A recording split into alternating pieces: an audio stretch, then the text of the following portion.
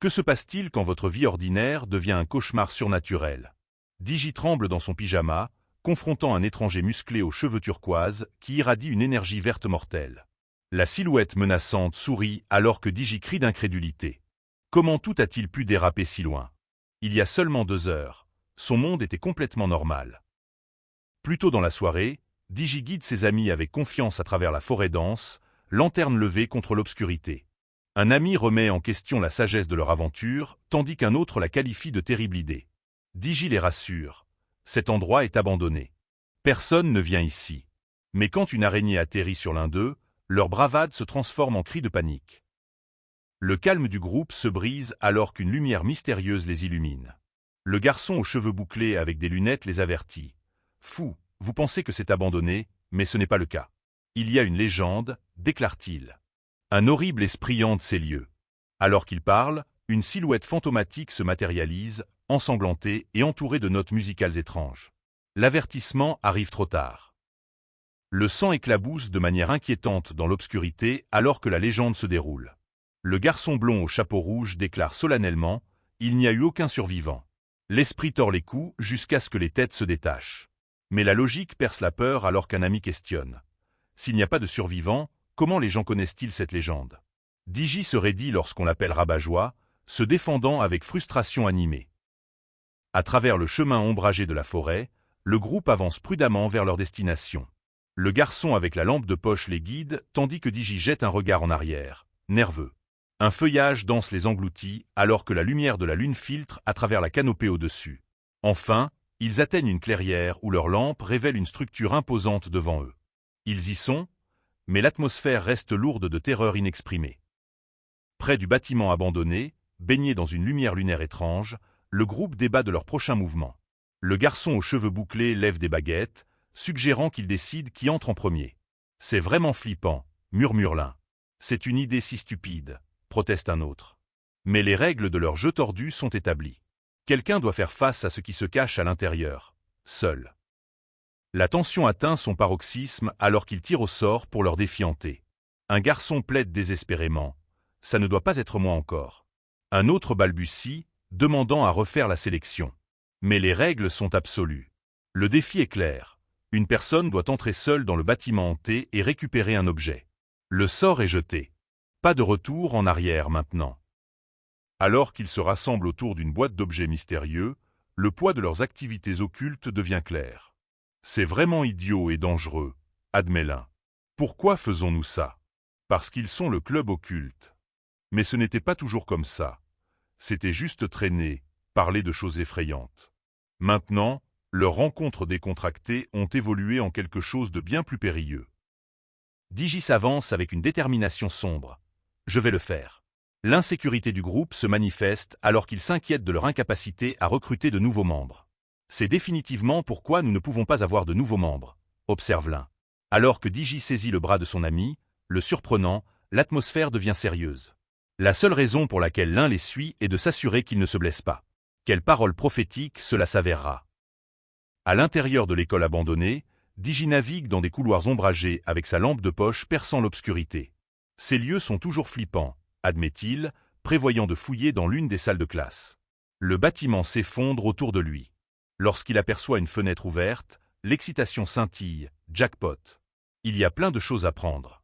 Mais ensuite, quelque chose le fait hésiter. Digi se fige alors qu'une musique éthérée flotte à travers les couloirs abandonnés. C'est de la musique, comme dans cette histoire, réalise-t-il avec une horreur grandissante. La mélodie hantée émane des toilettes, accompagnée de lignes d'énergie surnaturelle. Il essaie de le rejeter. Non, ne sois pas stupide, il n'y a pas de fantôme. Mais au fond de lui, il sait que la légende pourrait être réelle. Digi appelle hésitamment. « Bonjour ?» Sa voix résonne dans l'espace vide alors qu'il essaie de rationaliser la situation. Peut-être qu'il s'agit juste d'un squatteur, espère-t-il désespérément. Mais alors qu'il s'approche d'une porte irradiante de couleurs vibrantes et d'autres mondes, la réalité commence à se fissurer. Il pousse contre la barrière, et l'énergie jaillit avec un souffle. Son expression choquée en dit long. Ce n'est pas un bâtiment ordinaire. Qu'est-ce que c'est que ça?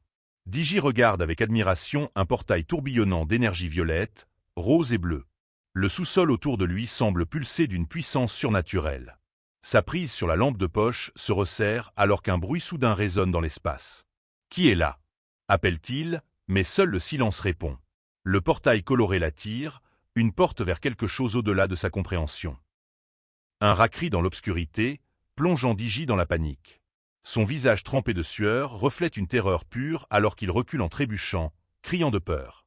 Dans sa retraite frénétique, il trébuche sur le cordon de sa lampe de poche, perdant complètement l'équilibre. L'atmosphère chaotique s'intensifie alors que l'énergie colorée tourbillonne autour de lui. Un moment de maladresse, et tout change pour toujours. Digi tombe au sol avec un bruit sourd, désorienté par la lueur vibrante du portail. Lorsqu'il se redresse, le choc envahit ses traits. Où suis-je? Le décor s'est complètement transformé en un espace abandonné et confortable rempli de meubles étranges. Il appelle timidement « Bonjour ?» Pendant ce temps, un objet mystérieux lumineux émerge d'un évier, entouré de bulles, défiant toute logique. La terreur de Digi atteint de nouveaux sommets alors qu'un ensemble de nettoyage lumineux attire son attention. « Qu'est-ce que c'est que ça ?» s'exclame-t-il, réalisant qu'il doit échapper à ce cauchemar hanté. Pas question. Ils avaient raison. Cet endroit est réellement hanté. La panique l'envahit alors qu'il se prépare à fuir avant que le fantôme ne lui torde le cou. Mais alors qu'il essaie de s'éloigner, une collision invisible le fige sur place. Le fantôme se révèle. Un jeune homme musclé en serviette rose, ayant l'air plus perplexe que menaçant. « Puis-je vous aider ?» demande-t-il alors que Digi lève défensivement sa lampe de poche. Le garçon bredouille des excuses, mais sa peur submerge sa pensée rationnelle. « Vraiment ? Tu vas me frapper alors que tu es chez moi ?» questionne l'étranger avec amusement. Ce n'est pas la rencontre surnaturelle que Digi s'attendait. Les yeux de l'étranger aux cheveux turquoise scintillent d'un éclat surnaturel qui captive Digi malgré sa peur. « Je n'ai jamais vu des yeux comme ça avant », pense Digi, hypnotisé par leur brillance inhabituelle. « Tu apprécies la vue ou quoi ?» taquine l'étranger avec confiance. « Non », proteste Digi, mais son malaise est évident. La tension maladroite s'épaissit alors que Digi annonce désespérément son intention de partir. L'atmosphère change radicalement alors que les yeux du garçon aux cheveux turquoise commencent à briller d'orange, révélant sa véritable nature. « Je dois admettre, tu m'as eu pendant une seconde, » dit-il avec un sourire menaçant. Des étincelles vertes crépitent autour de lui alors qu'il accuse Digi d'utiliser un déguisement bas. Digi bredouille dans une confusion sincère. « Je ne sais pas de quoi tu parles. » Le garçon qu'il pensait humain ne l'est pas du tout. Le chaos éclate alors que Digi s'enfuit aux côtés d'une fille en blanc, tandis que la silhouette aux cheveux turquoise leur ordonne d'arrêter. L'énergie verte flash omineusement dans l'air alors que son expression féroce souligne le danger. Digi jette un regard en arrière avec terreur, son visage déformé par la peur alors qu'il court à travers la pièce ombragée.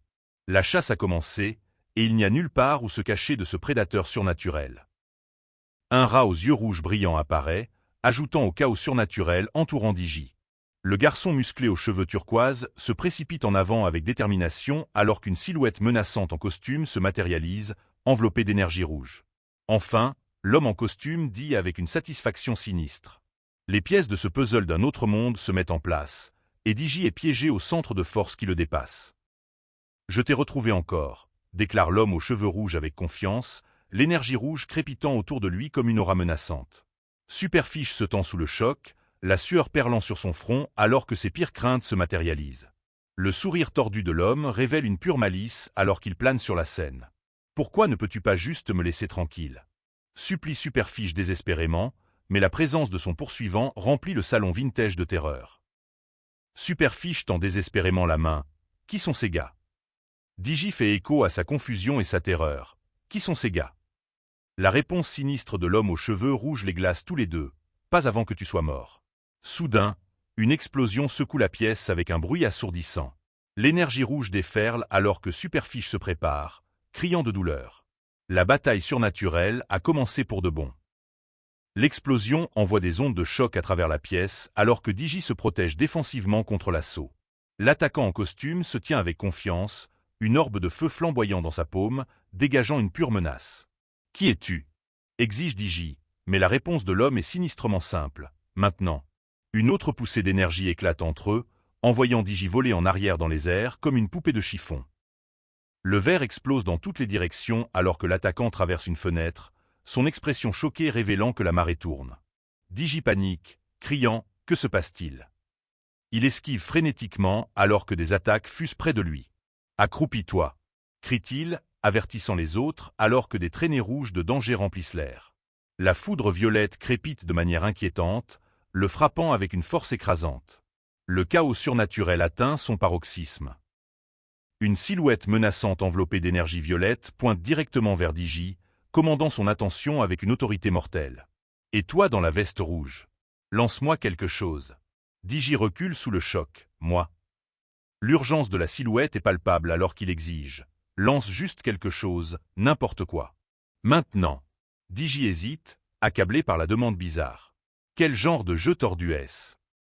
Dans le chaos, Digi aperçoit un canard en caoutchouc jaune parmi les débris. Il le saisit désespérément et le lance vers Superfiche, criant « Attrape !» Le garçon aux cheveux verts lève le canard au-dessus de sa tête alors que l'énergie crépite autour de lui. Le pouvoir traverse le jouet innocent alors que Superfiche canalise sa magie. L'explosion qui suit secoue toute la pièce. Blâme. Parfois, le salut vient sous les formes les plus étranges. Les conséquences laissent tout le monde meurtri et brisé. Digi se tient la tête dans l'angoisse tandis que Superfiche gît face contre terre, couvert de coupures et de contusions, gémissant doucement. Digi titube sur ses pieds, la fureur surpassant sa douleur alors qu'il lance des accusations à leur attaquant. Espèce de petit con. Mais sa colère cède la place à l'épuisement alors qu'il lutte pour rester debout, l'épreuve surnaturelle ayant pris son lourd tribut. L'attaquant aux cheveux rouges se met en colère. « Qu'est-ce que tu m'as fait, espèce de sale défectueux ?» Son apparence en désordre trahit ses propres blessures. Digi réalise que le danger n'est pas terminé alors qu'il aperçoit le canard lumineux. Il va aller pour le canard. Mais Superfiche est trop blessé pour se défendre. Les instincts protecteurs de Digi s'élèvent. « Je dois faire quelque chose. L'innocent doit protéger le blessé. » Superfiche avertit désespérément DJ. « Non. » Ne fais pas ça. Mais le garçon aux cheveux noirs est au-delà de la raison, criant « Fais quelque chose !» Contre tous les conseils, Digi tend la main vers l'objet lumineux. Toucher. Au moment où sa peau entre en contact, une énergie dévastatrice le traverse. Il crie de pure agonie alors que la foudre rouge et violette engloutit son corps, le pouvoir du noyau magique submergeant sa forme humaine. Les yeux de Digi s'écarquillent sous le choc alors que l'énergie surnaturelle le submerge complètement. Un bruit sourd résonne alors que les deux garçons s'effondrent au sol, l'épreuve magique les laissant inconscients et vulnérables. La pièce tombe silencieuse sauf pour la présence d'une petite créature rose veillant sur eux. Des feuilles brillantes tombent comme une bénédiction de la nature, suggérant une transition de désespoir vers une aube incertaine. Le coucher de soleil peint le quartier de teintes paisibles, un contraste frappant avec le chaos de la nuit. Digi se réveille dans sa propre chambre, plissant les yeux de confusion. Il halète, réalisant qu'il est de quelque manière revenu chez lui, portant des vêtements simples au lieu de sa veste rouge. « Je suis dans ma chambre ?» murmure-t-il d'incrédulité. Il suppose qu'il a dû s'endormir dans ses vêtements, essayant de rationaliser l'impossible. Digi se demande si tout n'était qu'un rêve bizarre, bien qu'il aurait juré avoir rencontré ces gars la nuit dernière. Les sons familiers de la maison le réconfortent alors qu'il appelle son chat. « Quel cauchemar !» réfléchit-il, essayant de chasser l'inquiétude persistante. Mais alors qu'il jette un coup d'œil prudent autour d'une porte, quelque chose ne semble pas tout à fait juste. La réalité et le rêve se mélangent de manière troublante. Le soulagement de Digi s'évapore instantanément lorsqu'il aperçoit le garçon aux cheveux vert ramassant frénétiquement son petit chien. Pas question. C'est ce gars bizarre de la nuit dernière. La panique le submerge alors que la vérité le frappe. Tout était réel. Il se précipite vers la porte, attrapant un parapluie comme seule arme. Mince. Que dois-je faire? Le cauchemar l'a suivi chez lui. Digi se positionne furtivement, se déplaçant avec des sons de furtivité exagérés alors qu'il prépare sa défense avec le parapluie. Ses chaussettes dépareillées révèlent sa préparation hâtive alors qu'il fait virevolter le parapluie rose avec un bruit sec dans l'air. L'expression sérieuse du garçon aux cheveux verts suggère qu'il est conscient de la présence de Digi. Un pied botté s'écrase, et la tension remplit le salon confortable alors que la confrontation commence. « Qu'est-ce que tu essaies de faire, me frapper avec des choses ?» demande le garçon aux cheveux verts avec amusement alors que Digi brandit son parapluie défensivement.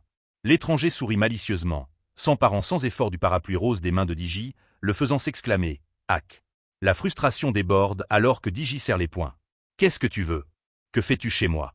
L'invasion de son sanctuaire exige des réponses. « Prends le cool », dit Superfiche calmement, ses cheveux turquoise attrapant la lumière. « Si je voulais te tuer, Je l'aurais déjà fait. Mais comment sait-il le nom de Digi, d'Ananjay? La révélation décontractée envoie des frissons dans le dos de Digi, alors que son chat à l'eau regarde innocemment. Comment sait-il mon nom?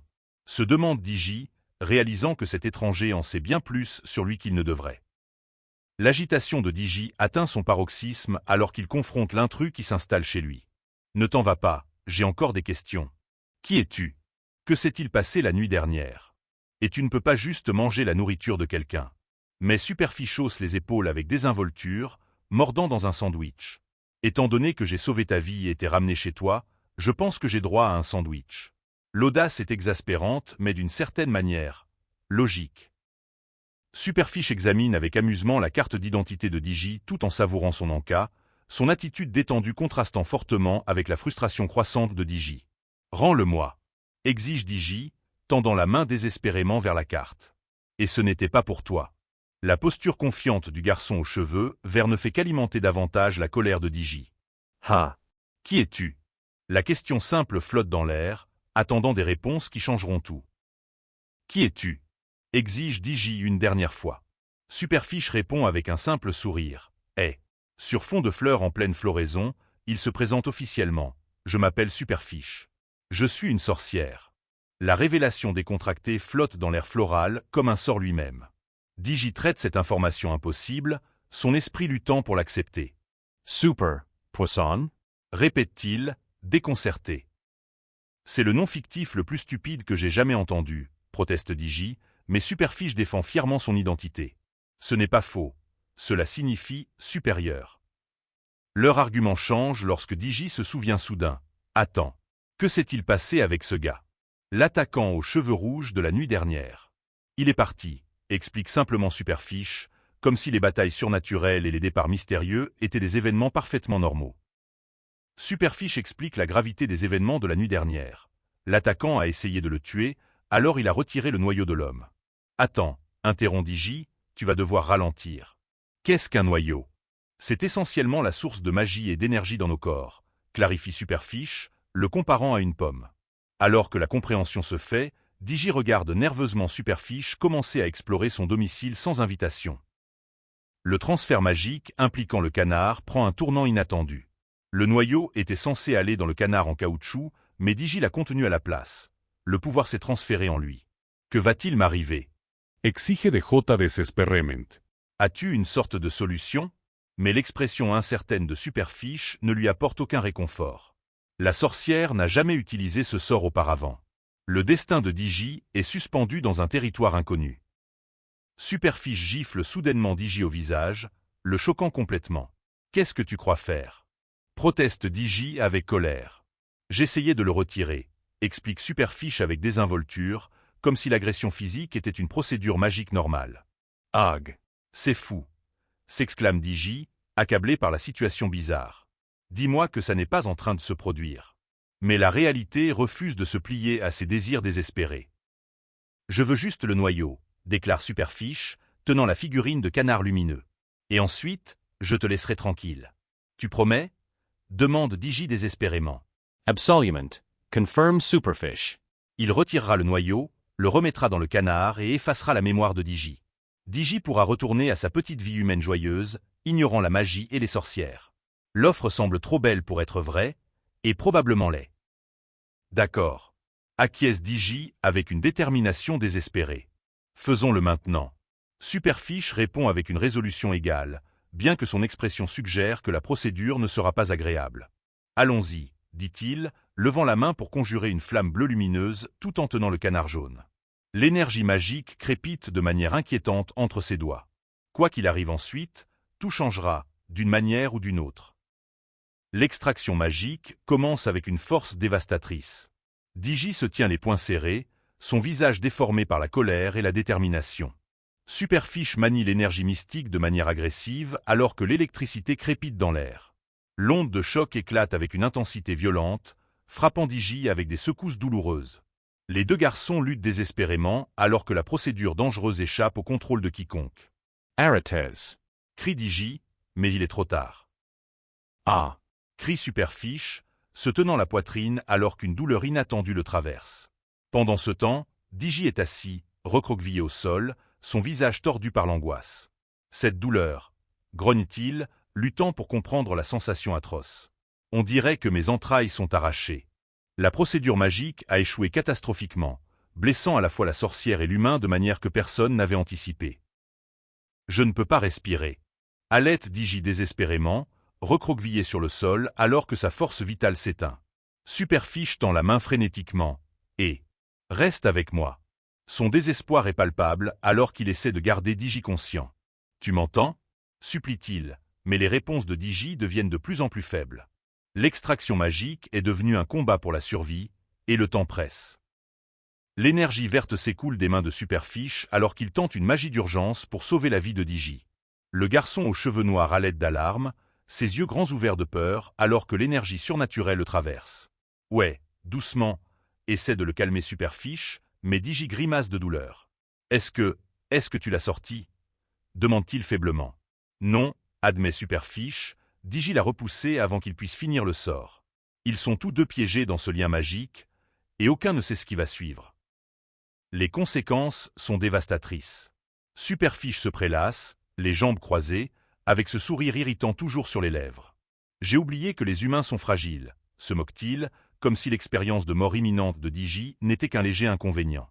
Digi est assis en face de lui, trempé de sueur et tremblant. Le souvenir de l'étouffement, de son essence même déchirée, brûle vif dans son esprit. Quand Superfiche admet que Digi a cessé de respirer, la réalité le frappe comme un coup de masse. Cette extraction magique a failli le tuer. La panique envahit Digi alors que la réalité le rattrape. La voix de son frère résonne en bas. Un son normal qui ressemble maintenant à une sentence de mort. « Murd. Mon frère va venir ici !» s'exclame Digi, les yeux écarquillés de terreur. Comment peut-il expliquer une sorcière magique dans sa chambre? Superfiche a l'air tout aussi alarmé. Le monde domestique que Digi a toujours connu semble soudain être un champ de mine où un faux mouvement pourrait tout exposer. Le désespoir pousse à la pensée rapide. Superfiche pousse ses mains contre la porte du placard, se forçant à l'intérieur avec des chuchotements urgents de « Reste ici ». La porte se claque juste au moment où le frère de Digi apparaît. Le salut décontracté de son aîné semble surréaliste face au chaos qui vient de se dérouler. « Salut, dis-je. Ça va ?» La normalité de la question fait tourner la tête de Digi. Comment tout peut-il sembler si ordinaire alors que son monde entier vient d'être bouleversé?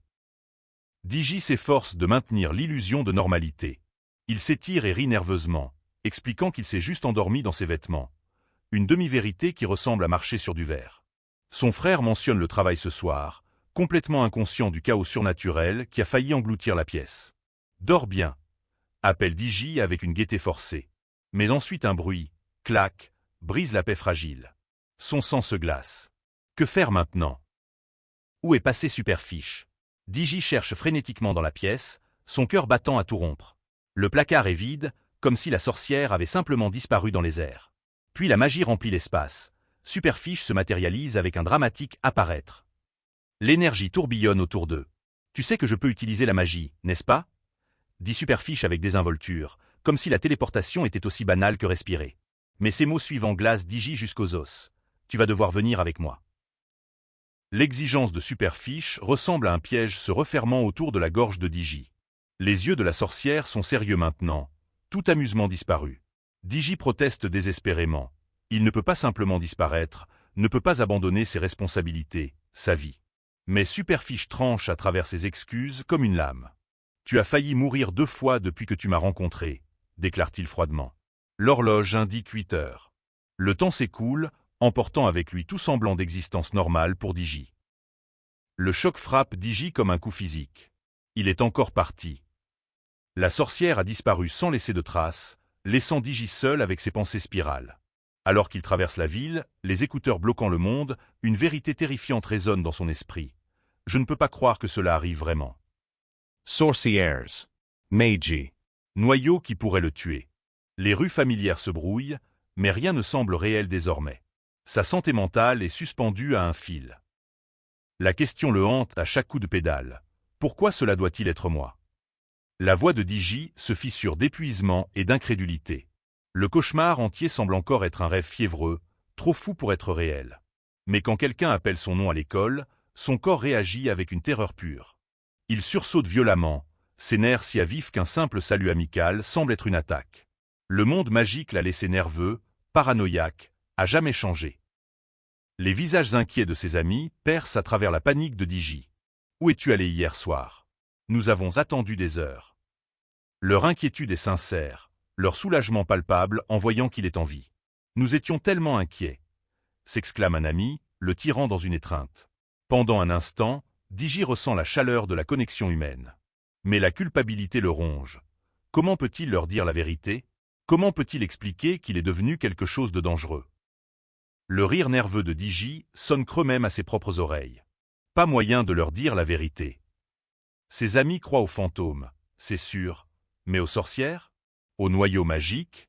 Aux malédictions mortelles? Même penserait qu'il a perdu la tête. La sueur perle sur son front alors qu'il force un autre rire faux. Le professeur appelle à l'attention et Digi réalise avec une terreur croissante qu'il est piégé entre deux mondes, incapable de retourner à sa vieille vie, mais terrifié par la nouvelle. La classe bourdonne de bavardages normaux d'adolescents, mais Digi a l'impression de tout observer à travers du verre par balle. Son ami se penche, promettant de « parler plus tard », et l'estomac de Digi se noue. Que peut-il bien dire? Sa tête bourdonne sous le poids de secrets trop lourds à porter. Alors que le professeur appelle au silence, Digi réalise que même dans une pièce pleine d'amis, il ne s'est jamais senti aussi seul. Un moment de soulagement béni envahit Digi. Au moins, je n'ai pas à gérer ce petit poisson pendant un petit moment. Il se permet une profonde respiration, une seconde de paix. Puis les mots du professeur brisent son bref répit. Nous avons un nouvel élève qui nous rejoint aujourd'hui. Le sang de Digi se glace. Non, ce n'est pas possible.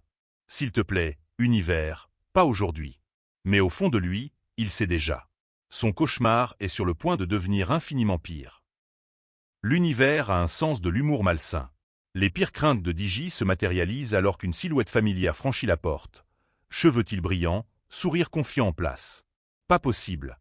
s'écrie son ami, exprimant exactement ce que Digi crie intérieurement. « Que diable fait-il ici ?» C'est une catastrophe.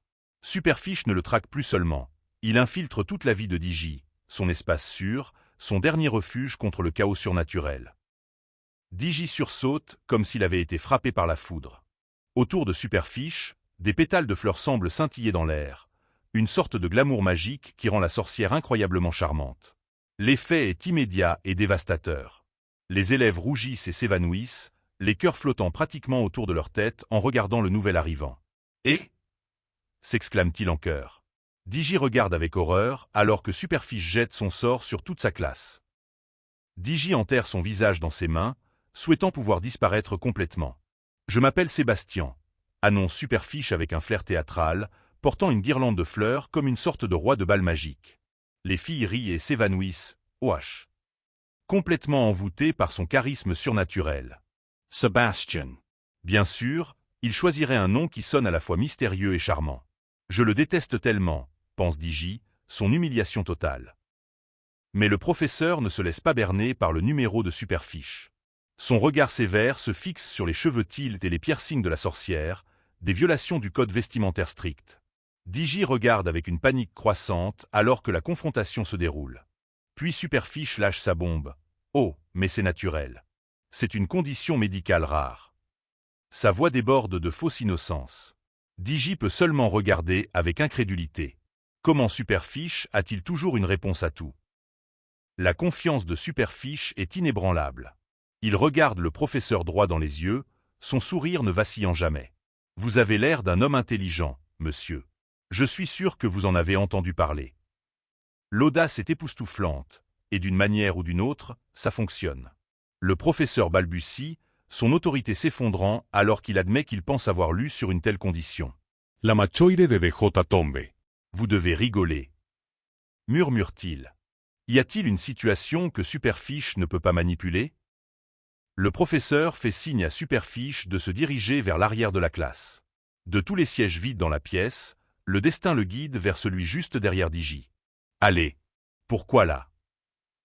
Le cri intérieur de Digi résonne dans son crâne.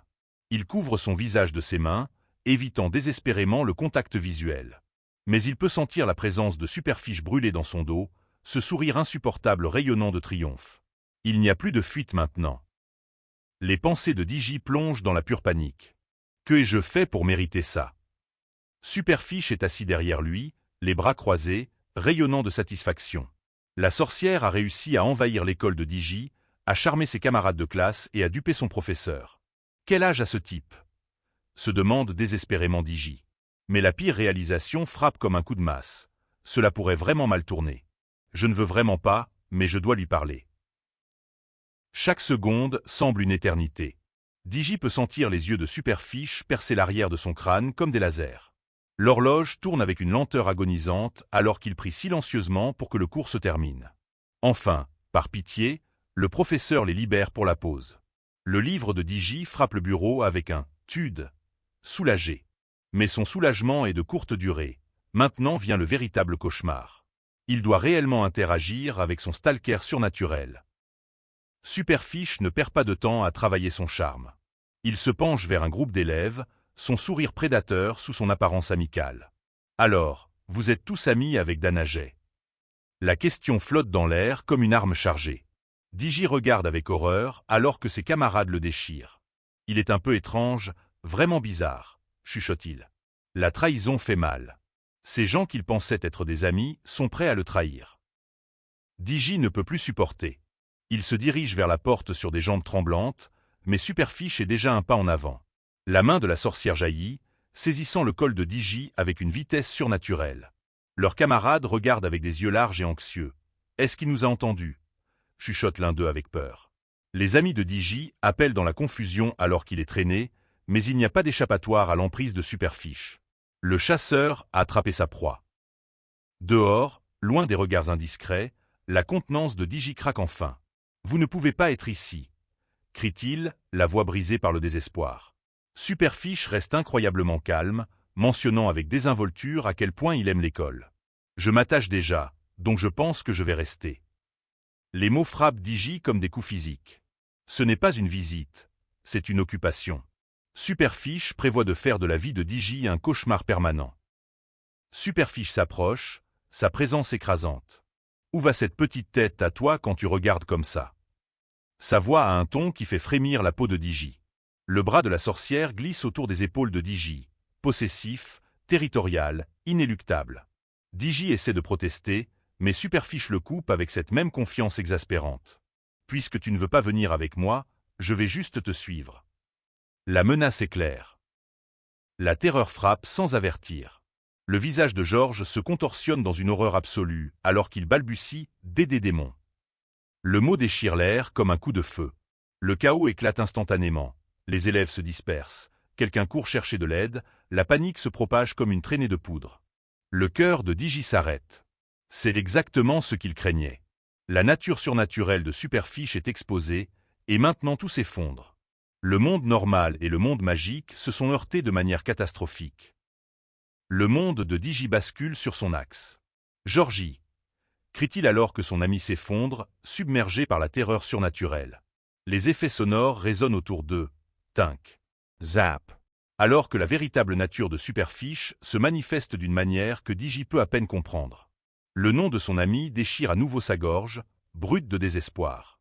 Tout ce qu'il a essayé de protéger, tout le monde qu'il a essayé de garder en sécurité, s'effondre devant ses yeux. Georges tombe lourdement au sol, les yeux tournoyants de confusion et de terreur.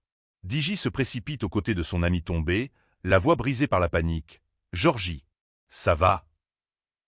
Il tapote désespérément le visage de son ami, essayant de le ramener à la conscience. Pendant ce temps, Superfiche regarde de loin, son expression passant de l'indifférence décontractée à une véritable alarme. Même la sorcière semble perturbée par la gravité de la situation. Superfiche retrouve son calme avec une inquiétante aisance. « Ne t'inquiète pas, il va bien », déclare-t-il joyeusement, comme si faillir à donner une crise cardiaque à quelqu'un n'était pas un gros problème. « Je viens de lui effacer la mémoire. » L'admission décontractée glace Digi jusqu'aux os. Superfiche peut effacer des esprits aussi facilement qu'on efface un tableau noir.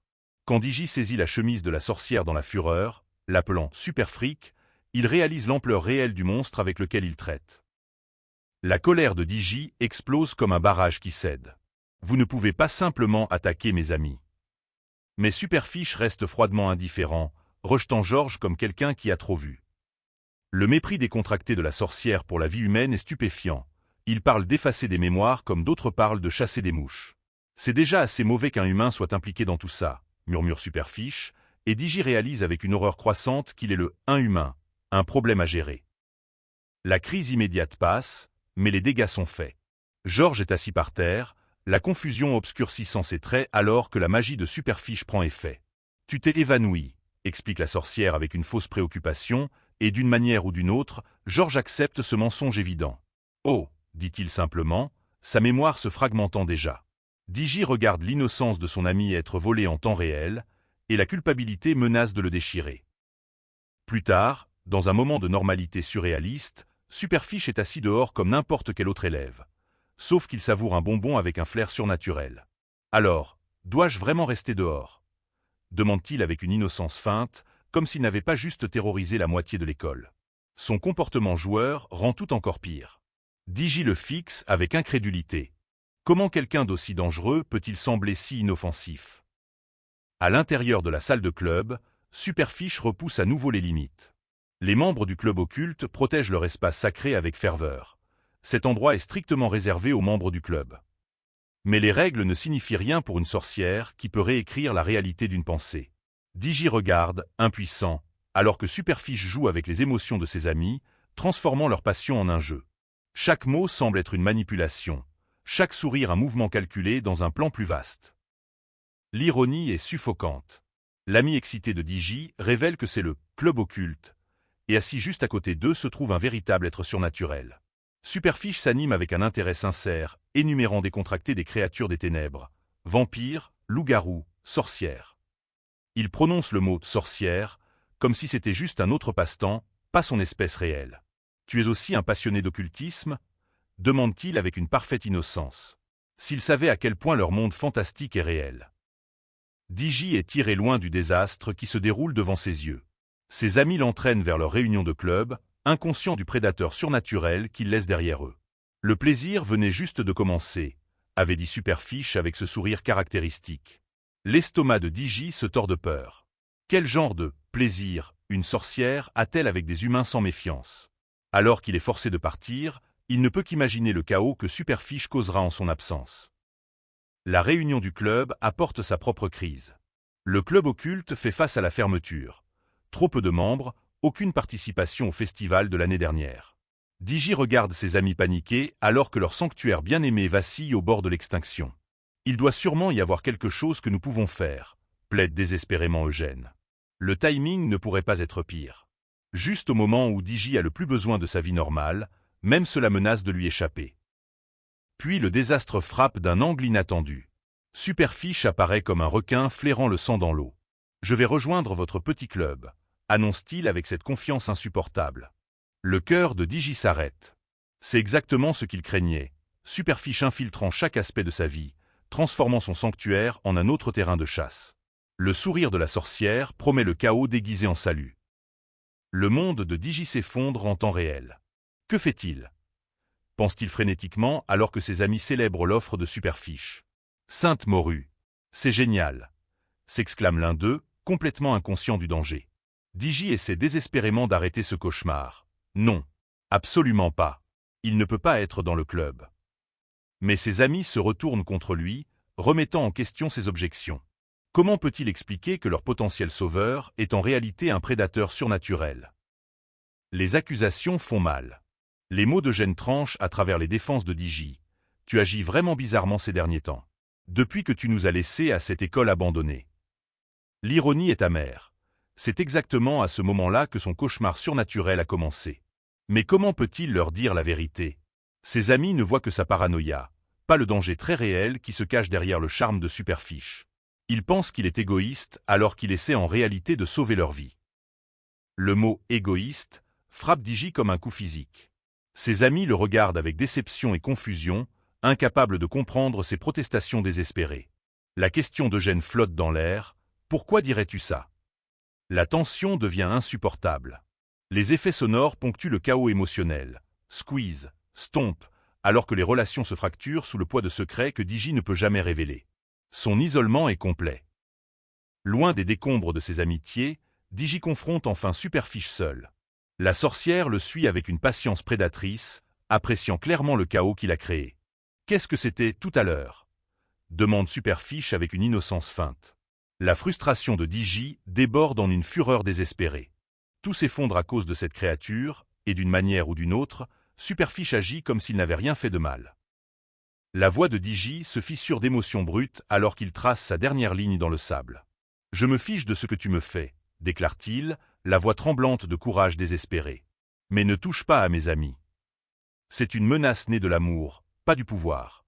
Une tentative futile d'un humain de protéger ce qui compte le plus. » La cloche de vélo, au loin, ressemble à un compte à rebours. Combien de temps avant que la patience de Superfiche ne s'épuise? Alors que la nuit tombe, la contenance de Digi craque enfin complètement. « Ça doit être le pire jour de ma vie », s'écrie-t-il, gesticulant sauvagement vers l'eau peu profonde autour d'eux. Mais même alors qu'il exprime sa frustration, une horrible réalisation s'insinue. Superfiche le corrige avec désinvolture. Il y a définitivement eu un jour pire. Le jour où tout a commencé. Le jour où la vie normale de Digi est morte et où ce cauchemar est né. Le poids de la vérité s'installe sur Digi comme un suaire. Un noyau de sorcière est en moi. La question semble surréaliste, même alors qu'il la prononce. Superfiche explique avec un détachement clinique que c'est la source de tout pouvoir magique, maintenant résidant dans l'âme même de Digi. Digi regarde son reflet dans l'eau, cherchant un signe visible du changement. « Je ne me sens pas différent », murmure-t-il. Mais à l'intérieur, tout a changé pour toujours. Le désespoir pousse Digi à tester sa nouvelle connexion à la magie. Il éclabousse frénétiquement dans l'eau, voulant que quelque chose, n'importe quoi, se produise.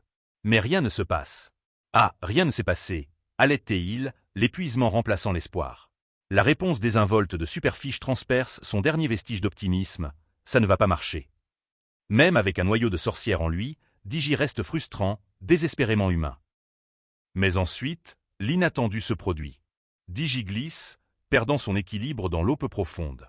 Dans cette seconde de vulnérabilité, Superfiche se déplace avec une vitesse surnaturelle, attrapant Digi avant qu'il ne tombe complètement.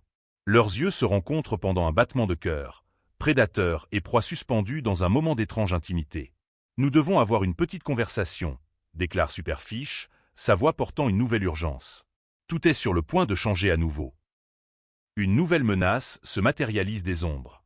Une silhouette en costume bordeaux saisit la chemise de Digi avec des doigts de fer, sa présence rayonnant de menace et d'autorité. « Nous devrions avoir une petite conversation », annonce-t-il, ses mots portant le poids de l'inévitabilité. Digi balbutie sous le choc. Depuis combien de temps cet inconnu les observe-t-il? La réponse de l'homme le glace jusqu'aux os. Assez longtemps. Le monde surnaturel a envoyé un autre joueur dans ce jeu mortel. La magie éclate sans avertir. Le nouvel arrivant invoque une orbe d'énergie verte lumineuse, la maniant avec une aisance maîtrisée. Digi sent la force surnaturelle le saisir, le tirant en avant contre sa volonté. « Je ne demandais pas vraiment, humain », déclare froidement l'inconnu. Le mot « humain » déborde de mépris, comme si Digi n'était rien de plus qu'un insecte à gérer. Le pouvoir crépite dans l'air, et Digi réalise qu'il est complètement dépassé. Dans ce moment surréaliste, les présentations semblent presque absurdes. Digi insiste sur la dignité humaine de base, il a un nom, Dananget, bien qu'il préfère Digi.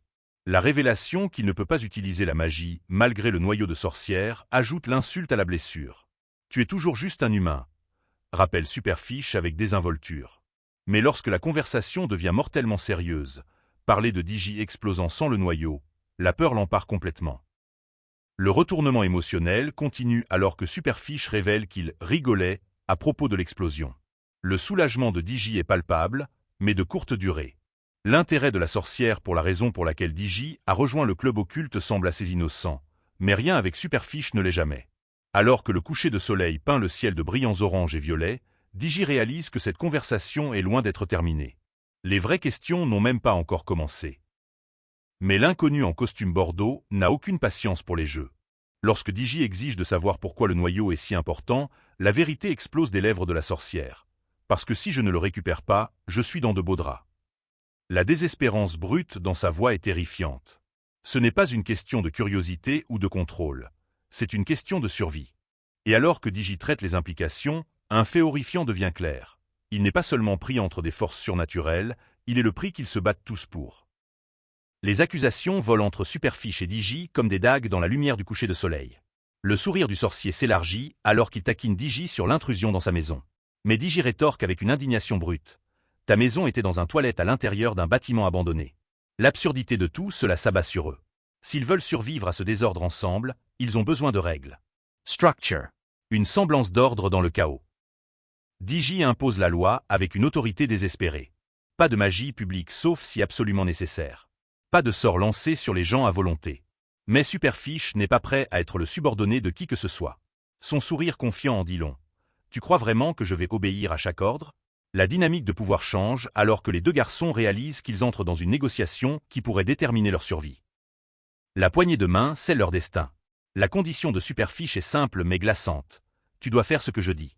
Digi accepte avec une détermination réticente, leurs mains se serrant dans un accord qui ressemble plus à un pacte avec le diable. Le sorcier promet de trouver une solution bientôt. Mais alors que leurs doigts se séparent, les deux garçons savent qu'ils se sont liés à quelque chose de bien plus complexe que prévu. Des fleurs de cerisier flottent autour d'eux alors que Superfiche prononce sa proclamation la plus arrogante. Parce que je suis le sorcier le plus fort qui ait jamais existé. L'exaspération de Digi explose instantanément. Et avec cette phrase ringarde, je rentre chez moi. Il tourne le dos au sorcier souriant, suppliant désespérément Superfiche de ne pas le suivre cette fois. La comédie de tout cela ne masque pas la tension sous-jacente. Seul dans la lumière déclinante, le visage confiant de Superfiche se fissure enfin. Ses mains se serrent en poing, la terre et la frustration recouvrant ses doigts alors qu'il murmure une malédiction amère. Merde. Le poids de ses erreurs s'abat dans le champ vide. J'ai vraiment merdé cette fois. Pour la première fois, le soi-disant sorcier le plus fort vivant a l'air humain. Vulnerable. Effray. Digi traîne son corps jusqu'à chez lui, l'épuisement alourdissant chaque pas. Son sac tombe au sol avec un bruit de défaite alors qu'il s'appuie contre le mur. Quelle journée! On aurait dit qu'elle ne finirait jamais. Mais la réalité ne fait pas de pause pour le drame surnaturel. Les factures s'accumulent sur la table comme des accusations montantes. Même avec un cœur de sorcier brûlant dans sa poitrine, le monde banal continue d'exiger son dû. Digi se ressaisit avec une détermination féroce. Reprends-toi. Tu as des corvées à faire. La cuisine devient son sanctuaire, un endroit où les responsabilités normales d'un adolescent peuvent momentanément éclipser le chaos surnaturel qui consume sa vie. Son petit chien regarde attentivement alors qu'il cuisine, inconscient que le garçon qui remue la casserole a le pouvoir de détruire tout ce qu'ils connaissent. Le mot sur le frigo apporte un moment de joie simple. Bonne journée, Digi. Un petit déjeuner normal. Passer l'aspirateur. Jouer avec son chat. Ces moments ordinaires semblent maintenant des trésors précieux. Chaque tâche banale est une tentative désespérée de s'accrocher à la vie qu'il connaissait avant que les sorciers et les cœurs magiques ne bouleversent tout. Enfin, il s'effondre de soulagement. Mais la normalité s'avère fragile. Digi essaie de se concentrer sur ses devoirs, mais des vertiges s'installent comme un avertissement. Je me sens un peu étourdi, probablement juste trop bougé trop vite. Ses yeux deviennent lourds alors que la fatigue lutte contre la détermination. En dessous de lui, son chat miaule pour attirer son attention, sentant que quelque chose ne va pas. Le cœur du sorcier n'en a pas fini avec lui. Jamais. La pièce penche dangereusement alors que le corps de Digi se rebelle contre le fardeau surnaturel. La sueur perle sur son front. La chaise grince sous son poids instable. Puis la gravité le réclame. Son crayon tombe au sol suivi de son corps qui s'écrase avec un bruit sourd. Son chien sursaute d'alarme. Quelque chose ne va pas, terriblement mal. La réalité se fracture autour de Digi, alors qu'il se retrouve à tomber dans un vide sombre et surréaliste. Quoi? Où suis-je? Les murs familiers de sa chambre ont disparu, remplacés par une étendue infinie d'ombre et d'incertitude. Ses pas prudents résonnent dans le vide alors qu'il essaie de comprendre ce qui se passe. Ce n'est pas un rêve. C'est quelque chose de bien plus dangereux. Digi tombe à travers l'obscurité avec une panique impuissante, ses bras battant l'air alors qu'il essaie de se rattraper. L'impact vient durement et sans pitié. Son corps heurte le sol avec un bruit sourd. La douleur traverse son crâne alors qu'il se redresse, se frottant la tête dans la confusion. Hein. La question flotte dans l'air comme une prière pour des réponses qui ne viendront pas. L'horreur éclate des ombres alors qu'une silhouette se matérialise. Cheveux bleus sauvages, yeux brillants, et un sourire qui promet seulement de la douleur. Superfiche. Le nom échappe aux lèvres de Digi comme une malédiction. L'apparition démoniaque rit de manière maniaque, le sang recouvrant ses traits dans une démonstration de pure malveillance. Digi se réveille en sursaut avec un cri terrifié, son cœur battant contre ses côtes. Le cauchemar semble plus réel que la réalité elle-même. Digi est assis sur son sol en désordre, tremblant alors que la réalité se réaffirme lentement. Que quoi? Ça avait l'air si réel. Son chat Halo apparaît, offrant un réconfort silencieux après la terreur. Ça va, Halo. Ce n'était qu'un cauchemar flippant. Mais alors qu'il tient son animal près de lui, le doute le ronge. Je ne suis pas sûr de faire entièrement confiance à ce superfiche. La ligne entre rêve et avertissement devient de plus en plus fine. Dans le calme qui suit, Digi réfléchit à la toile croissante de secrets qui l'entoure.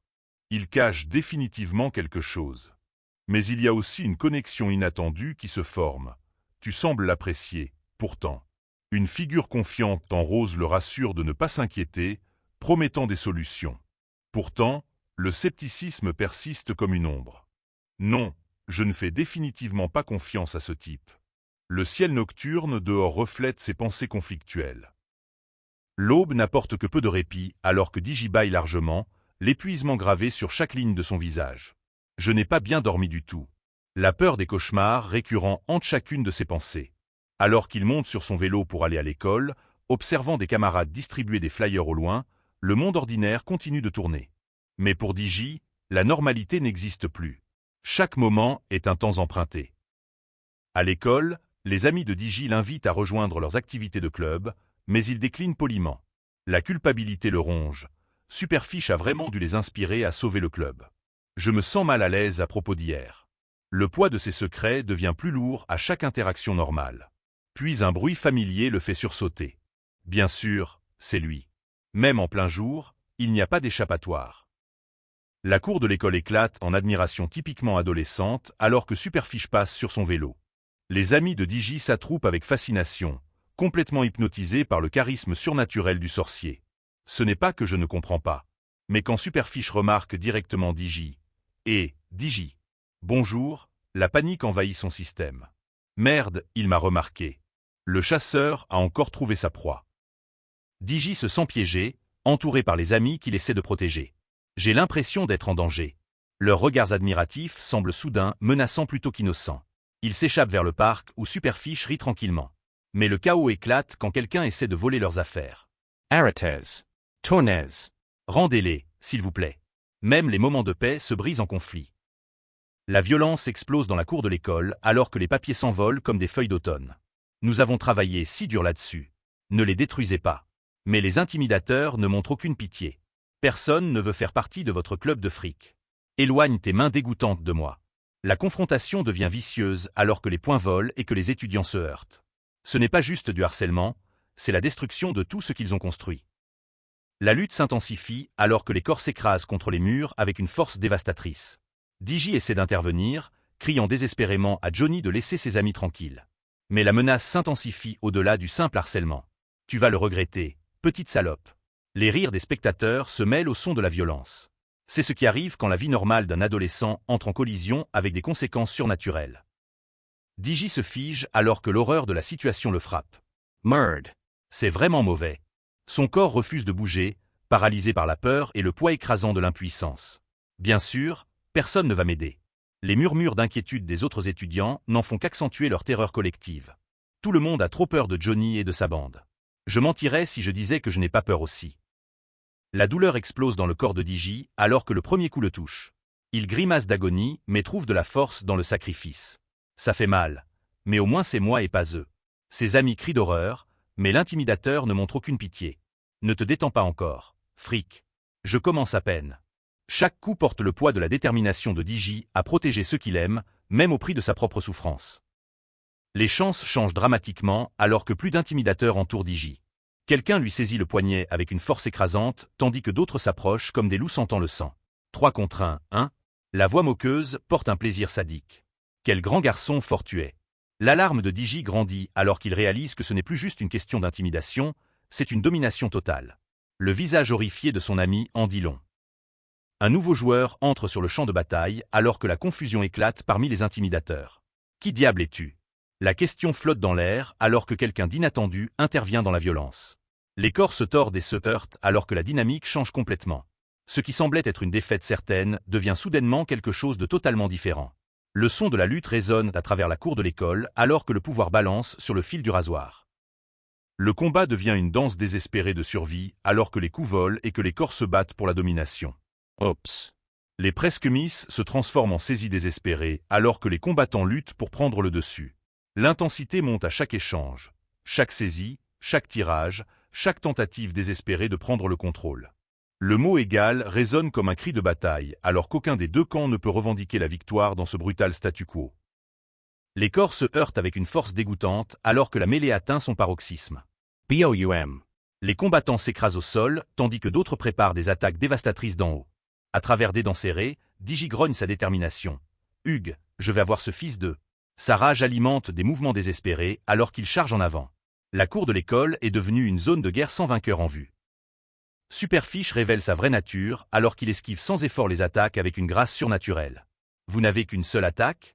Sa voix moqueuse perce le chaos alors que des adversaires frustrés se jettent dans le vide. « C'est ça, mon pote, annonce ton attaque. » La confiance du sorcier est absolue. Ce n'est pas un combat, c'est une démonstration de pouvoir. Les intimidateurs n'ont aucune idée de ce qu'ils affrontent vraiment. Le chaos atteint son crescendo alors que les étudiants trébuchent et tombent dans la confusion. Le bruit tonitruant des corps heurtant le bitume attire l'attention des autorités scolaires. Ha. Que se passe-t-il ici? La voix autoritaire d'un enseignant tranche à travers la violence comme une lame. La confrontation surnaturelle doit maintenant se déguiser en bagarre ordinaire d'adolescents. Mais les dégâts sont déjà faits. Dans l'après-coup, les accusations fusent alors que l'enseignant attribue les blâmes. Ils nous ont attaqués. Digi proteste désespérément, mais Superfiche maintient son apparence innocente. Vous ne pouvez pas vraiment croire ça, monsieur. L'enseignant ne voit que ce qu'il s'attend à voir, des garçons adolescents se battant. Je sais ce que j'ai vu. Vous les attaquiez tous les deux. La retenue devient leur punition, bien que les véritables conséquences soient bien plus profondes. La retenue devient une salle de classe inattendue pour des secrets surnaturels. Superfiche mentionne avec désinvolture que l'utilisation de la magie faciliterait le nettoyage, mais Digi lui rappelle leur accord. Pas de magie en public sauf si absolument nécessaire. C'est doux comparé aux écoles de sorcellerie, remarque Superfiche de manière sinistre. Quand Digi demande des punitions dans les écoles de sorcellerie, la réponse le glace jusqu'aux os. Torture. Quoi? L'horreur de Digi est authentique et immédiate. L'incrédulité de Digi grandit alors que Superfiche révèle plus sur le monde des sorciers. Tu te moques de moi encore, n'est-ce pas? Mais le « non » désinvolte du sorcier confirme les pires craintes de Digi. La conversation devient plus sombre alors que Superfiche explique la nature cruelle des sorciers. Eh bien, les sorciers ne sont pas les créatures les plus gentilles. Ils aiment ça. Le choc de Digi est absolu alors qu'il réalise que le monde dans lequel il est tombé fonctionne selon des règles bien plus sauvages que tout ce qu'il a connu. Mais le doute s'insinue dans le jugement de Digi alors qu'il réfléchit aux événements récents. Bien que, il a bien sauté pour m'aider aujourd'hui. Le souvenir de l'intervention de Superfiche entre en conflit avec tout ce qu'on lui a dit sur la nature des sorciers. La douleur physique de Digi suite à la bagarre précédente lui rappelle ce qui aurait pu être pire sans l'aide du sorcier. Peut-être que tous les sorciers ne sont pas des monstres. Peut-être que certains peuvent changer. Une inspiration soudaine frappe Superfiche comme la foudre. Anestesiez la douleur. C'est ça. Ses yeux s'illuminent de possibilités alors qu'il saisit Digi avec une énergie renouvelée. Une potion. L'excitation dans sa voix est contagieuse, mais Digi semble confus par ce changement soudain. Dans la lumière chaleureuse de la classe, l'enthousiasme de Superfiche le transforme d'une menace mystérieuse en quelque chose d'un peu plein d'espoir. Mais sa solution magique peut-elle vraiment fonctionner? Les mots de Superfiche se bousculent dans une excitation frénétique. Une potion. Il y a une potion que je pourrais faire. Je ne sais pas laquelle, mais je peux chercher, et nous pourrions peut-être sortir le cœur. Ça pourrait marcher. Digi lutte pour suivre l'explication rapide. Relentus. Mais l'espoir scintille dans les yeux de tous les deux. Ce cauchemar surnaturel pourrait enfin avoir une fin? Le plan se cristallise alors que Superfiche explique la logique brutale. Je ne peux pas sortir le cœur parce que c'est douloureux et que tu es faible comme tout. L'offense de Digi, excuse-moi, ne peut pas cacher son espoir grandissant. Mais il pourrait y avoir une potion qui anesthésie la douleur. Donc si tu bois la potion, tu peux sortir le cœur sans me tuer. La liberté pend devant eux comme le salut lui-même. Mais à quel prix? La confiance de Superfiche vacille pour la première fois. Très bien, voyons comment vous deux. Mais avant qu'il puisse finir, leur enseignant fait irruption avec une intensité choquante. Vous n'avez aucune idée. L'interruption brise le moment alors que la réalité s'effondre à nouveau. Leur session de planification privée a été exposée, et l'expression sur le visage de l'enseignant suggère qu'ils sont dans des ennuis plus profonds qu'ils ne l'avaient imaginé.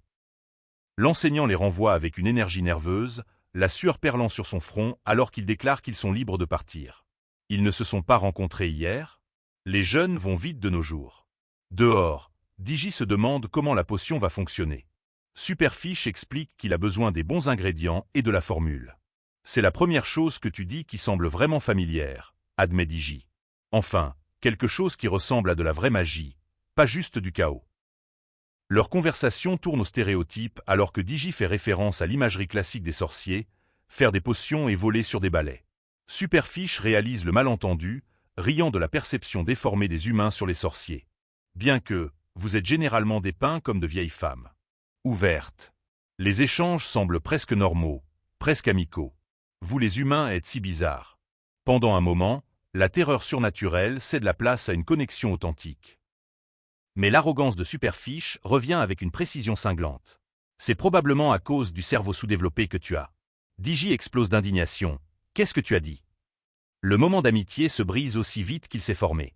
Alors que Superfiche se tient à côté de son vélo orange, la dynamique de pouvoir entrechange encore une fois. C'est ton vélo, n'est-ce pas? La question porte des implications non dites sur la liberté et l'évasion. Digi propose un trajet alors que la journée d'école se termine, mais Superfiche refuse avec son indépendance caractéristique. Je peux juste marcher.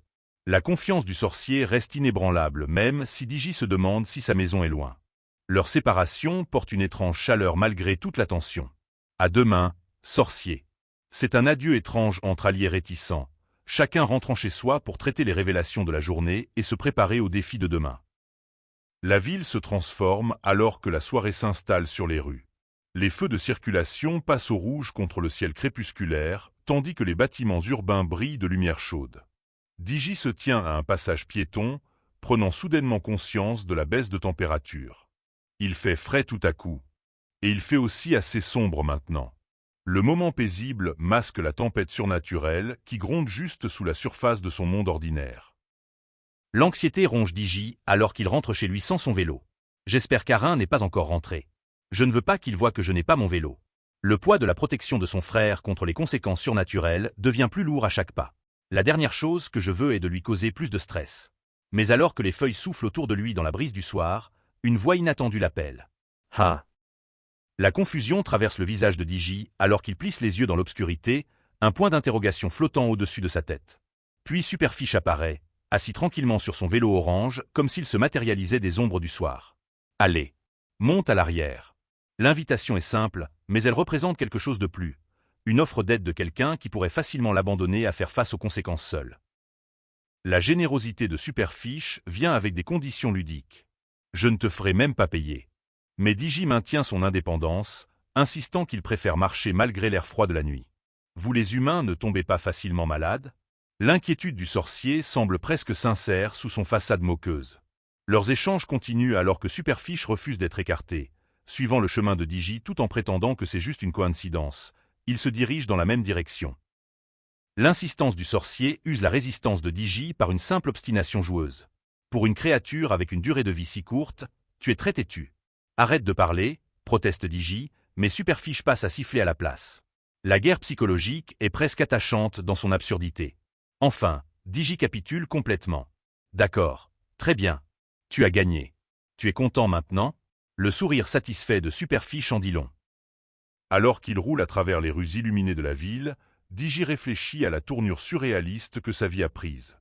Je n'arrive toujours pas à croire que cela m'est arrivé. Les lumières en dessous créent une tapisserie de beauté urbaine, mais ses pensées restent obscurcies par l'incertitude surnaturelle. Superfiche annonce leur arrivée avec un flair caractéristique. Nous y voilà. Le scooter freine brusquement, livrant Digi sain et sauf chez lui tout en laissant d'innombrables questions sans réponse. Leur trajet ensemble porte une chaleur inattendue alors que Digi remercie Superfiche pour le lift. Le sorcier ne peut s'empêcher de se vanter. Je suppose que j'ai vraiment sauvé ta vie là, comme d'habitude. Ne te vante pas, rétorque Digi, mais il y a de la tendresse dans sa voix. Alors qu'ils se séparent près de chez Digi, il appelle avec une sincère gratitude. Ha, you, Superfiche? Le nom qui autrefois portait la peur sonne maintenant presque affectueux. Les remerciements de Digi vont au-delà du simple trajet. Merci. Non, je veux dire pour ce matin. Quand tu es intervenu pour m'aider, moi et mes amis contre Johnny. Superfiche semble légèrement déconcerté par l'appréciation sincère, ses murs défensifs se fissurant juste assez pour révéler quelque chose de vulnérable en dessous. La reconnaissance de son héroïsme, aussi réticente soit-elle, semble affecter le sorcier plus qu'il ne voudrait l'admettre. Seul dans la nuit calme, Superfiche remarque quelque chose de troublant. Sa poitrine se sent étrange, un inconfort familier qui le pousse à frotter la zone avec inquiétude. Ah, ma poitrine se sent bizarre. Les maisons traditionnelles bordent la rue paisible sous la lumière des étoiles, mais quelque chose est en train de changer en lui. Puis il éternue bruyamment, à chaud, brisant le silence contemplatif. Est-ce que c'est ça, se soucier de quelqu'un? Pendant ce temps, Digi affronte un ennemi très différent.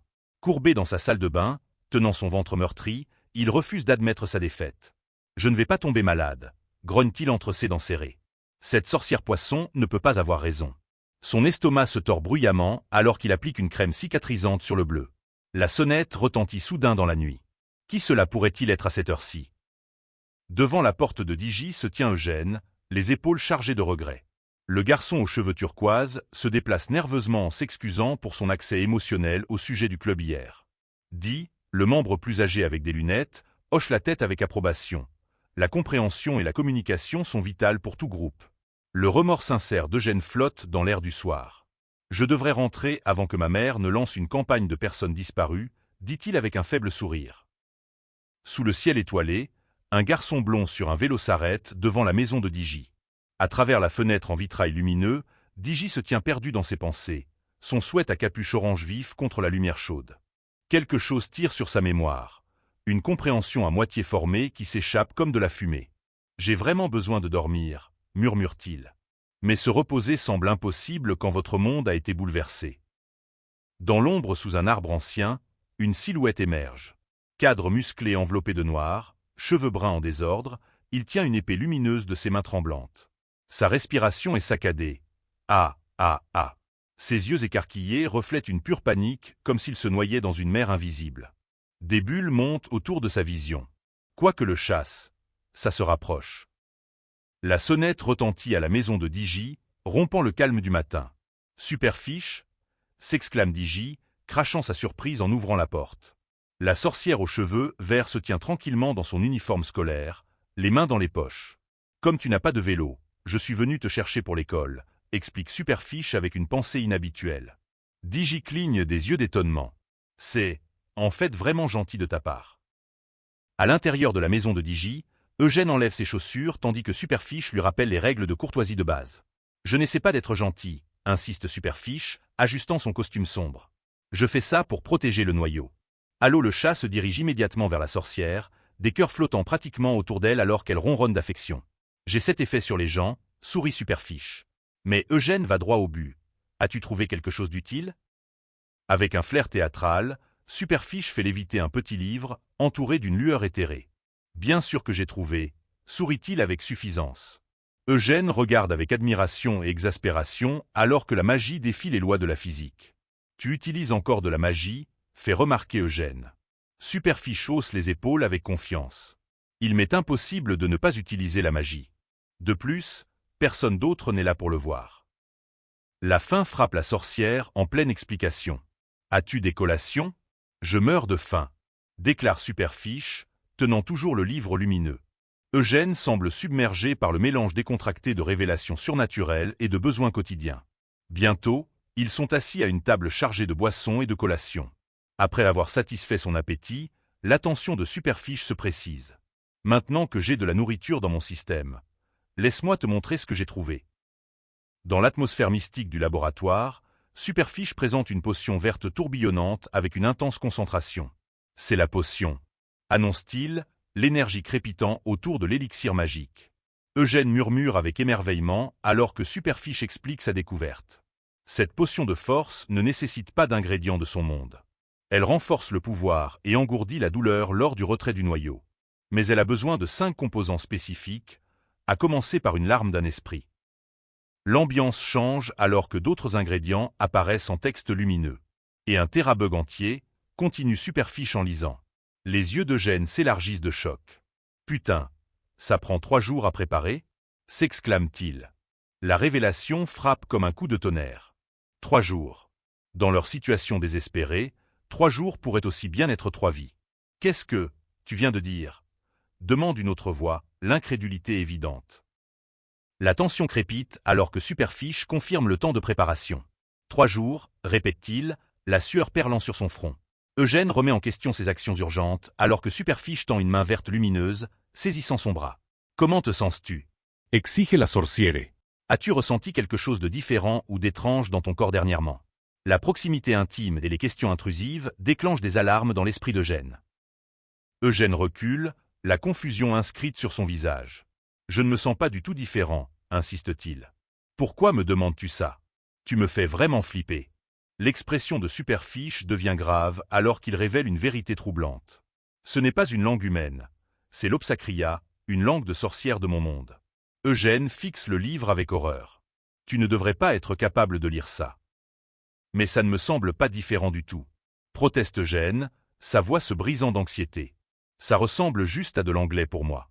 Les implications s'abattent sur lui comme un raz-de-marée. Des symboles lumineux flottent au-dessus alors que la terrible réalité s'installe. Que signifie cela? Murmure-t-il. La voix de Superfiche porte une certitude sinistre. Je ne sais pas. Mais ça a définitivement quelque chose à voir avec le noyau. Est-ce mauvais? Demande Eugène, le désespoir s'insinuant dans sa voix. Tu peux me le dire. CHK claque. Un livre violet s'écrase sur la table avec une force violente. Couche Théoi. Crie quelqu'un. Eugène se retrouve tiré au sol, une main couvrant sa bouche alors que la confusion l'envahit. Et, qu'est-ce que tu fais, MPH? À travers le chaos, une voix familière appelle. Deej? Sur le sol du salon, Superfiche se retrouve dans une position inattendue et intime avec Eugène pressé contre lui. Es-tu encore chez toi? Murmure Eugène avec urgence, sa main placée protectivement sur la bouche de la sorcière. Superfiche répond avec un point d'interrogation confus, surpris par la proximité soudaine et le secret. Quelque chose dans la posture d'Eugène suggère qu'un danger immédiat rôde juste au-delà de leur cachette. Dehors, un garçon aux cheveux sombres et aux lunettes remarque le sac de Digi sur le sol à côté de chaussures inconnues. Son esprit analytique signale immédiatement la discordance. Le sac de Digi, pas les chaussures de Digi, observe-t-il avec suspicion. Se déplaçant à travers la maison ornée de fleurs, il appelle avec curiosité. Digi, es-tu à l'étage? Y a-t-il quelqu'un d'autre ici? Sa voix résonne dans les couloirs alors qu'il se prépare à enquêter plus avant. Caché dans la pièce en dessous, Superfiche touche son visage nerveusement. Je pense qu'il est monté à l'étage, murmure-t-il.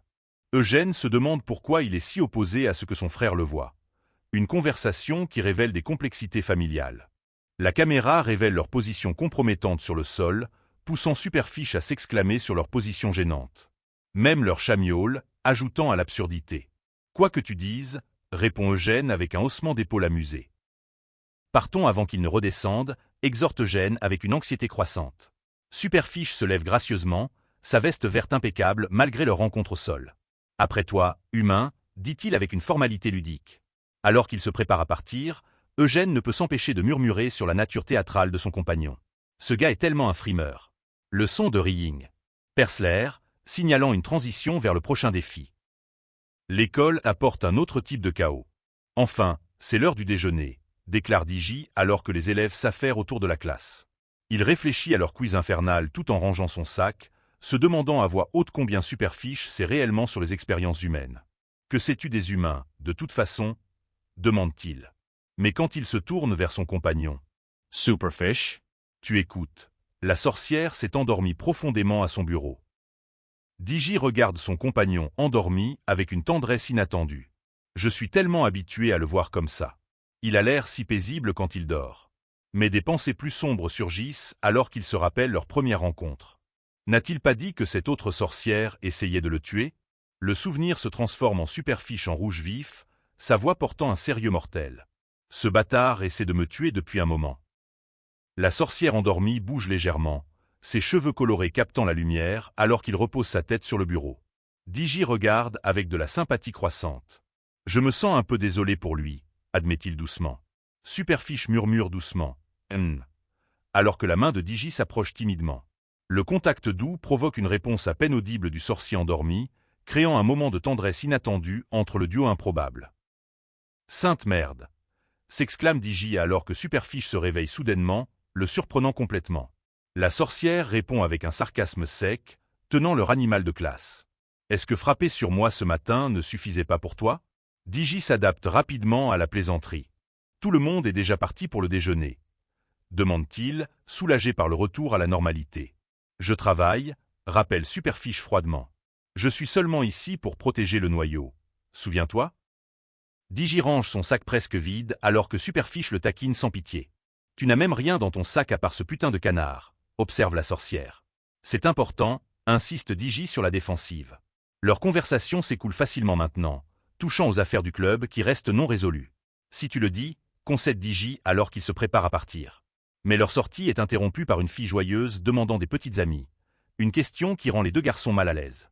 « Pas encore cette merde », murmure Digi avec une frustration visible alors que des admirateurs persistants les entourent. Superfiche semble étrangement ravi par l'attention, se laissant entraîner avec des collations à la main, tandis que le chaos tourbillonne autour de lui. « Nous n'avons pas le temps pour ça », déclare Digi, saisissant le bras de son compagnon avec urgence. Ha! Iemangeais. Proteste superfiesca. D'un buisson voisin, une fille aux cheveux bruns et à la capuche rose observe la scène se dérouler, s'étonnant doucement du drame.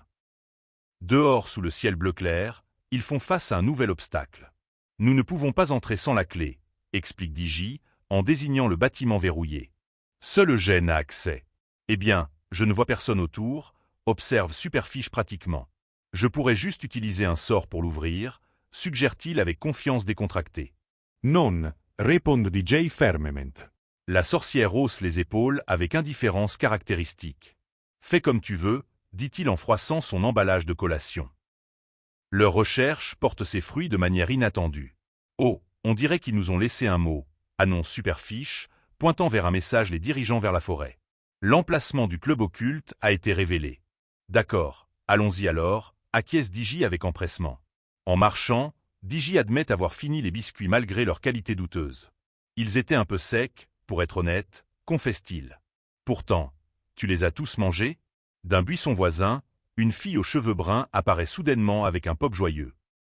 Le chemin forestier s'étend devant eux, épais de verdure et de silence maladroit. Digi transpire nerveusement, son monologue intérieur s'emballe. Le silence est si maladroit. Je devrais engager la conversation avec lui. Mais que peut-il dire à quelqu'un d'aussi mystérieux ? Je réalise que je ne sais que très peu de choses sur ce gars. Enfin, il brise le silence inconfortable. Alors, tu as mentionné l'école hier. Es-tu toujours à l'école ? La lumière du soleil filtre à travers les feuilles alors que Superfiche sourit avec une confiance évidente. Non, les sorcières terminent l'école à 16 ans. La curiosité de Digi s'aiguise immédiatement. Donc, ça te fait 19, répond Superfiche avec désinvolture. Oh, donc tu n'as qu'un an de plus que moi, réalise Digi avec surprise. C'est quoi l'école de sorcellerie ? Continue-t-il avec empressement. Superfiche trouve son bombardement de questions amusant. Waouh, tu veux vraiment tout savoir. Je fais juste la conversation pour mieux te connaître, explique Superfiche avec un sourire espiègle. Et pourquoi fais-tu ça ? Demande Digi avec suspicion. Le sourire de la sorcière s'élargit de manière malicieuse. Parce que je ne laisserai pas un garçon poisson s'en tirer. Leur échange continue alors que Digi change de sujet. Tu as mentionné qu'il y a un monde magique d'où tu viens. Comment s'appelle-t-il déjà ? Obscaria, répond simplement Superfiche.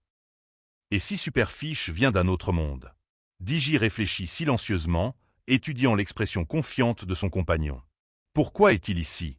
La question brûle dans son esprit, mais quelque chose lui dit que les vraies réponses ne viendront pas facilement. Du moins pas pour le moment. Son regard contemplatif ne passe pas inaperçu. Tu me fixes encore, observe Superfiche avec un sourire taquin. Est-ce mon visage parfait ? La vanité ludique brise l'humeur sérieuse de Digi. Je pensais juste que puisque nous sommes coincés ensemble dans cette situation, commence Superfiche diplomatiquement, nous pourrions aussi bien apprendre à nous connaître. Mais Digi l'interrompt durement. Ne t'embête pas. Une fois que je trouve ces ingrédients, je m'en vais. La sorcière s'arrête en plein milieu de sa phrase alors qu'un claquement aigu résonne à travers la forêt. Les deux garçons se figent instantanément. J'ai entendu quelque chose, confirme Superfiche d'un air grave. Des feuillages denses, une silhouette sauvage fonce vers eux à une vitesse terrifiante. Cheveux en désordre, peau pâle brillant, vêtements déchirés battant dans le vent, la créature crie alors qu'elle traverse la verdure. Superfiche réagit avec des réflexes éclairs, poussant Digi sur le côté juste au moment où la chose passe à toute vitesse. OUFF. Digi grogne alors qu'il trébuche en arrière, l'adrénaline inondant son système alors que le danger explose dans leur conversation paisible. Superfiche s'élance dans les airs avec une grâce surnaturelle, sa jambe se connectant avec une force dévastatrice. Thwack. L'impact envoie des ondes de choc à travers la clairière forestière alors que sa cible s'écrase au sol avec un crash tonitruant. La poussière et les débris explosent vers le ciel. Digi regarde avec une stupéfaction émerveillée alors que son compagnon démontre la précision létale dont il n'a entendu parler qu'eux. La sorcière atterrit en douceur, l'expression concentrée et prête pour ce qui vient ensuite. Alors, qu'est-ce que tu es ? Exige Superfiche, se tenant au-dessus de la silhouette tombée. Digi regarde nerveusement alors que la sorcière saisit les longs cheveux noirs de la créature, révélant des yeux écarquillés et un visage inquiet. La tension monte, jusqu'à ce que l'expression de Superfiche se transforme en soulagement. Fausse alerte. C'est faux, annonce-t-il, relâchant sa prise sur ce qui s'avère être un mannequin élaboré plutôt qu'une véritable menace. C'est probablement juste une blague de quelqu'un, commence Superfiche de manière désinvolte, mais ces mots sont interrompus par une explosion de confettis colorés. Félicitations pour avoir rejoint le club occulte. Crient des voix des arbres. Des garçons émergent de leur cachette, acclamant avec enthousiasme le coup de pied incroyable qu'ils viennent de voir. La frayeur avec le mannequin faisait partie de votre initiation, explique l'un d'eux avec fierté. Vous êtes maintenant officiellement membre du club. Que se passe-t-il ? Demande Superfiche, vraiment perplexe par la célébration surprise. Je pensais que tu détestais l'idée que je rejoigne le club, demande Superfiche, levant un sourcil face au changement apparent d'avis de Digi. J'ai changé d'avis, admet Digi avec un soulagement évident. Eugène M. Céline s'avance avec confiance, se présentant comme le capitaine estimé du club occulte. Un garçon aux cheveux bouclés et aux lunettes rayonne d'excitation. C'est agréable d'avoir enfin un nouveau membre. La clairière forestière semble soudainement chaude d'amitié sincère et d'acceptation. Désux s'avance avec fierté, tandis que Digi sourit avec un enthousiasme contagieux. Oh, je suis Digi, annonce-t-il avant de se reprendre. J'ai oublié que nous ne sommes pas censés nous connaître. Youpi. Son excitation à propos de la sauvegarde de leur club déborde malgré la prétendue confidentialité. Maintenant, retournons en arrière et réfléchissons à des idées pour attirer plus de membres. L'énergie du groupe est contagieuse. Désolé, j'ai essayé de les arrêter, admet quelqu'un, mais ils ont insisté pour cet accueil élaboré. Tu profites trop de ça, accuse Digi alors que Superfiche sourit avec une satisfaction évidente. Je peux le dire. Encore en train de traiter, admet Digi, les bras croisés mais incapable de cacher son amusement. Le chapeau de sorcier était mon idée, révèle Superfiche avec fierté. Je pensais que c'était approprié. Leur échange ludique continue alors que la caméra recule pour montrer la paisible canopée forestière sous un ciel bleu. Dans une pièce au style rétro, les deux garçons s'installent dans leur nouvelle dynamique avec une aisance confortable. De retour dans la classe, le club se met au travail sur leur projet de recrutement. Digi pose avec enthousiasme avec un balai, portant un seau comme chapeau improvisé. Digi, peux-tu lever un peu plus le bras ? Demande un membre du club. Comme ça ? Demande Digi avec empressement. Oui. Merci, vient la réponse excitée alors que leur artiste capture la pose parfaite. Je l'ai. L'énergie créative dans la pièce est contagieuse alors qu'ils travaillent vers leur objectif commun. Que diriez-vous de faire une chanson et une performance effrayante ? Propose Digi, toujours avec son seau sur la tête. Cela devrait attirer de nouveaux membres. Mais Eugène semble inquiet. Je pense que cela nous rendrait une plus grande cible à l'école, avertit-il. Le garçon roux nerveux tremble à cette pensée. Et si Johnny et sa bande nous attaquaient encore ? Mais l'optimisme l'emporte. Nous n'avons plus à nous inquiéter de ça. Maintenant que nous avons Sébastien, il nous protégera. Je suppose que c'est une bonne chose que Superfiche ait rejoint le club, observe quelqu'un. La conversation se déplace vers un territoire plus ludique. Fille vampire ou fille loup-garou. Digi déclare immédiatement sa préférence. Vampires. Facile. Même par accident, elles sont plus sûres que les loups-garous. Désu coche la tête en accord avec une certitude confiante. Mais leur débat juvénile suscite une réponse sarcastique d'un membre du club portant des lunettes. D-Soul. Je ne réalisais pas que je parlais à des juvéniles. Decifiables. Déclare Superfiche de manière désinvolte face à leurs préférences conventionnelles. Les yeux du garçon blond s'illuminent d'un enthousiasme dangereux. Je veux une femme dangereuse qui pourrait me broyer. Proclame-t-il rêveusement. C'est sexy, acquiesce un autre. Ways. Tu sais qu'une femme peut aussi te protéger. La conversation prend un tournant inattendu alors qu'il s'adresse directement à Digi. Et toi Digi, quelle fille penses-tu est la plus sexy?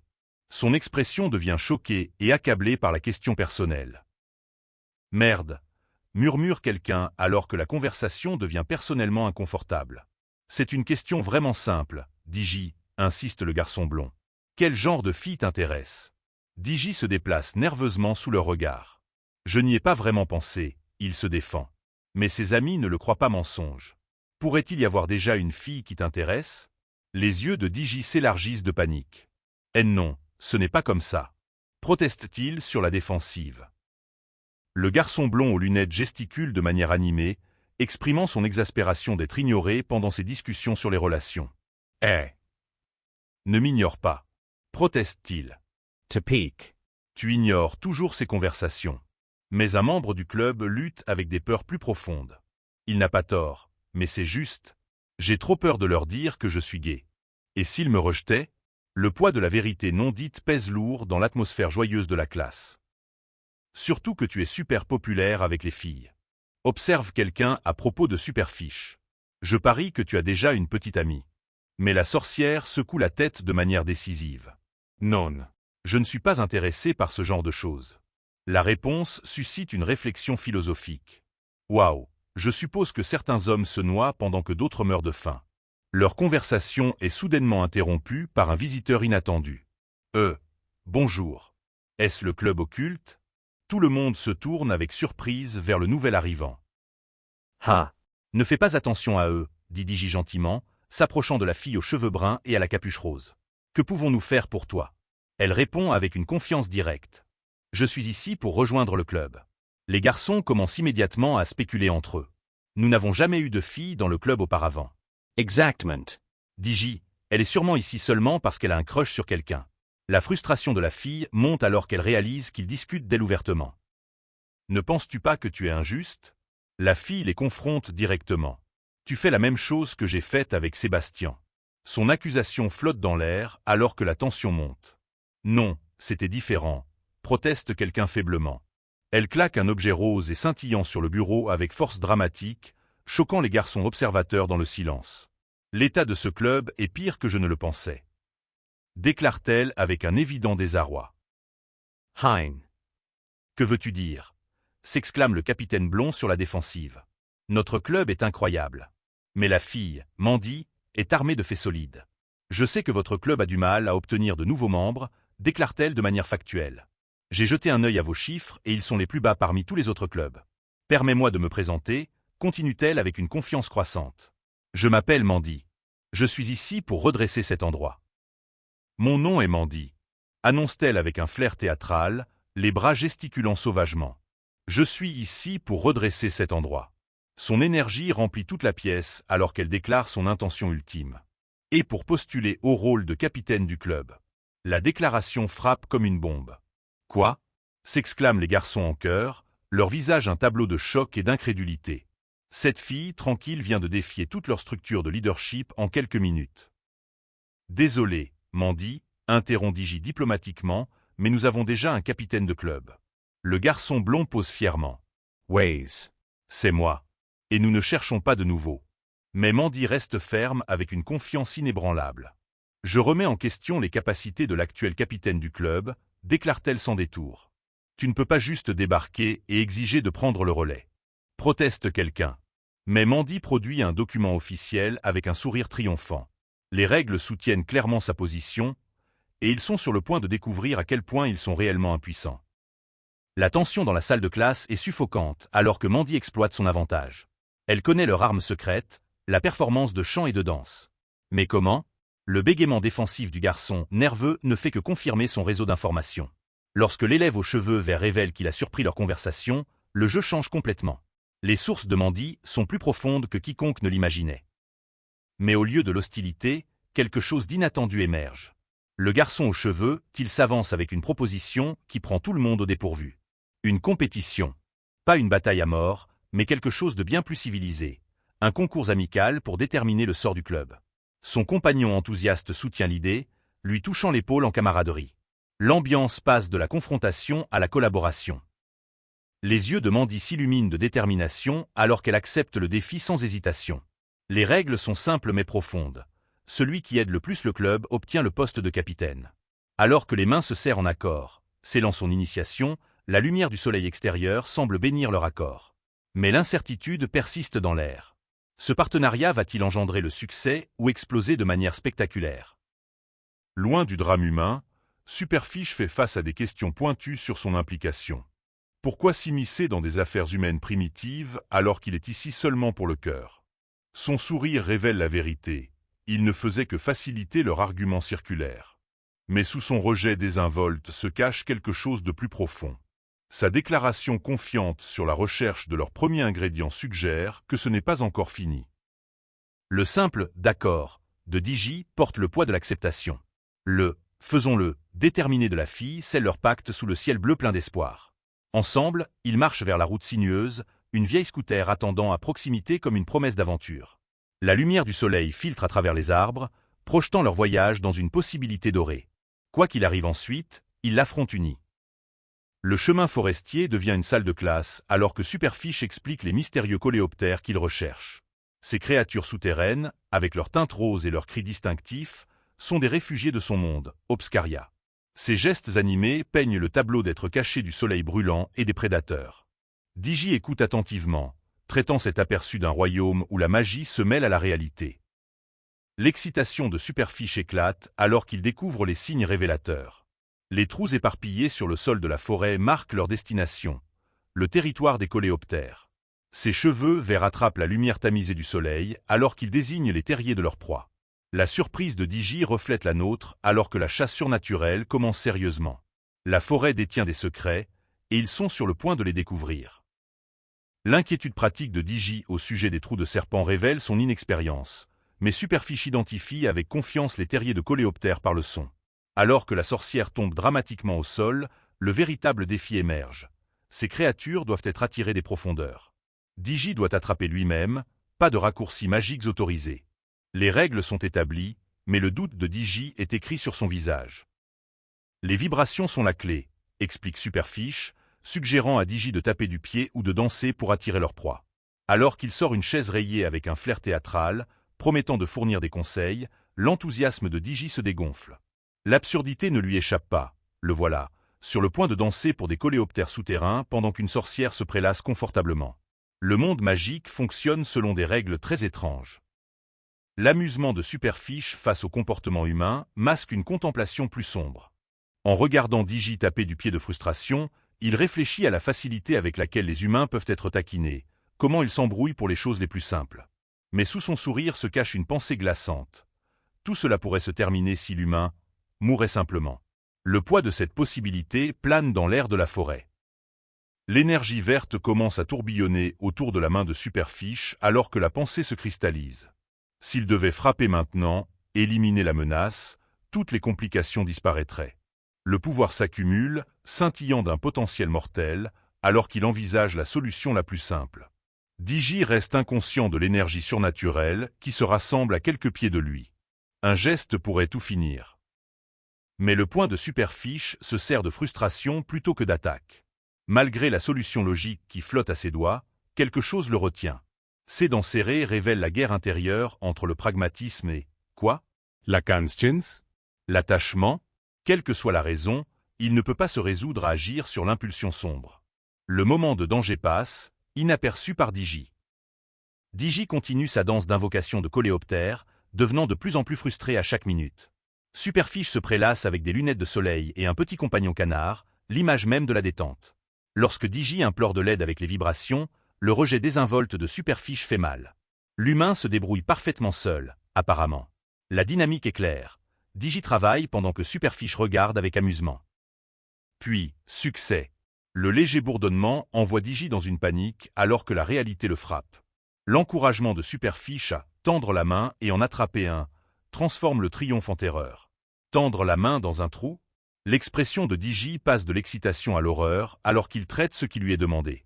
Les coléoptères sont apparus, mais à quel prix pour son courage? Le « oui » confiant de Digi, se transforme rapidement en alarme alors que le sol commence à trembler de manière inquiétante sous ses pieds. Le bruit de BZZT s'intensifie alors que quelque chose de puissant s'agite sous terre. Sa bravoure s'effondre alors qu'il s'enfuit de la terre vibrante.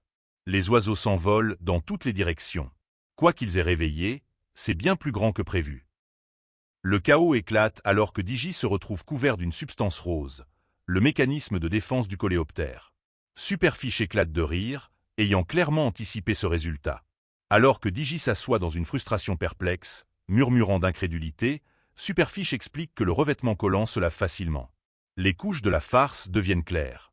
Digi ne chassait jamais vraiment des coléoptères, il était divertissement. L'accusation de Digi flotte dans l'air alors que le sourire malicieux de Superfiche confirme l'évidence. Tout cela a été orchestré depuis le début. Une farce imbriquée dans une farce. L'indignation de Digi d'être traité de connard est justifiée, mais Superfiche se contente d'offrir de démontrer la bonne technique. L'énergie verte brillante dans sa main suggère que le véritable spectacle ne fait que commencer. La provocation de Digi sur la faiblesse magique touche une corde sensible. La confiance de Superfiche vacille alors que l'humain remet en question s'il a besoin de magie pour attraper un simple coléoptère. Fierté blessée, la sorcière accepte le défi avec une irritation visible. La sueur perle sur son front alors qu'il réalise qu'il a été poussé à prouver sa valeur. La dynamique du pouvoir bascule soudainement en faveur de Digi. La compréhension se fait jour chez Digi alors qu'il reconnaît la nature compétitive de Superfiche. Un concours de capture de coléoptères émerge, le premier à réussir gagne, pas de magie autorisée. Les enjeux semblent simples jusqu'à ce que Superfiche révèle le prix. Le gagnant peut exiger n'importe quelle tâche du perdant sans refus. L'enthousiasme de Digi s'estompe alors qu'il réalise ce à quoi il a consenti, mais il est trop tard pour faire marche arrière maintenant. La vantardise de Superfiche sur sa force sans magie accompagne une prise de poignet de Digi, des étincelles magiques dansant autour du contact. La réaction troublée de Digi n'encourage que l'invitation théâtrale de la sorcière à danser. L'énergie est contagieuse alors que Superfiche l'attire, l'incitant à se lever. Ce qui a commencé comme une chasse aux coléoptères s'est transformé en quelque chose d'inattendu et joyeux. L'essai arrive avec vengeance. Les deux garçons sont submergés alors que d'innombrables coléoptères remplissent l'air, créant un chaos au-delà de leurs attentes les plus folles. Digi ne peut pas voir à travers le nuage bourdonnant, tandis que Superfiche s'interroge sur le nombre avec étonnement. Lorsque la poussière se dissipe, les deux sont allongés, toussant sur le sol, n'ayant attrapé aucun coléoptère. La chasse est devenue un désastre. Dans l'après-coup, tous deux admettent leur défaite avec des noms correspondants.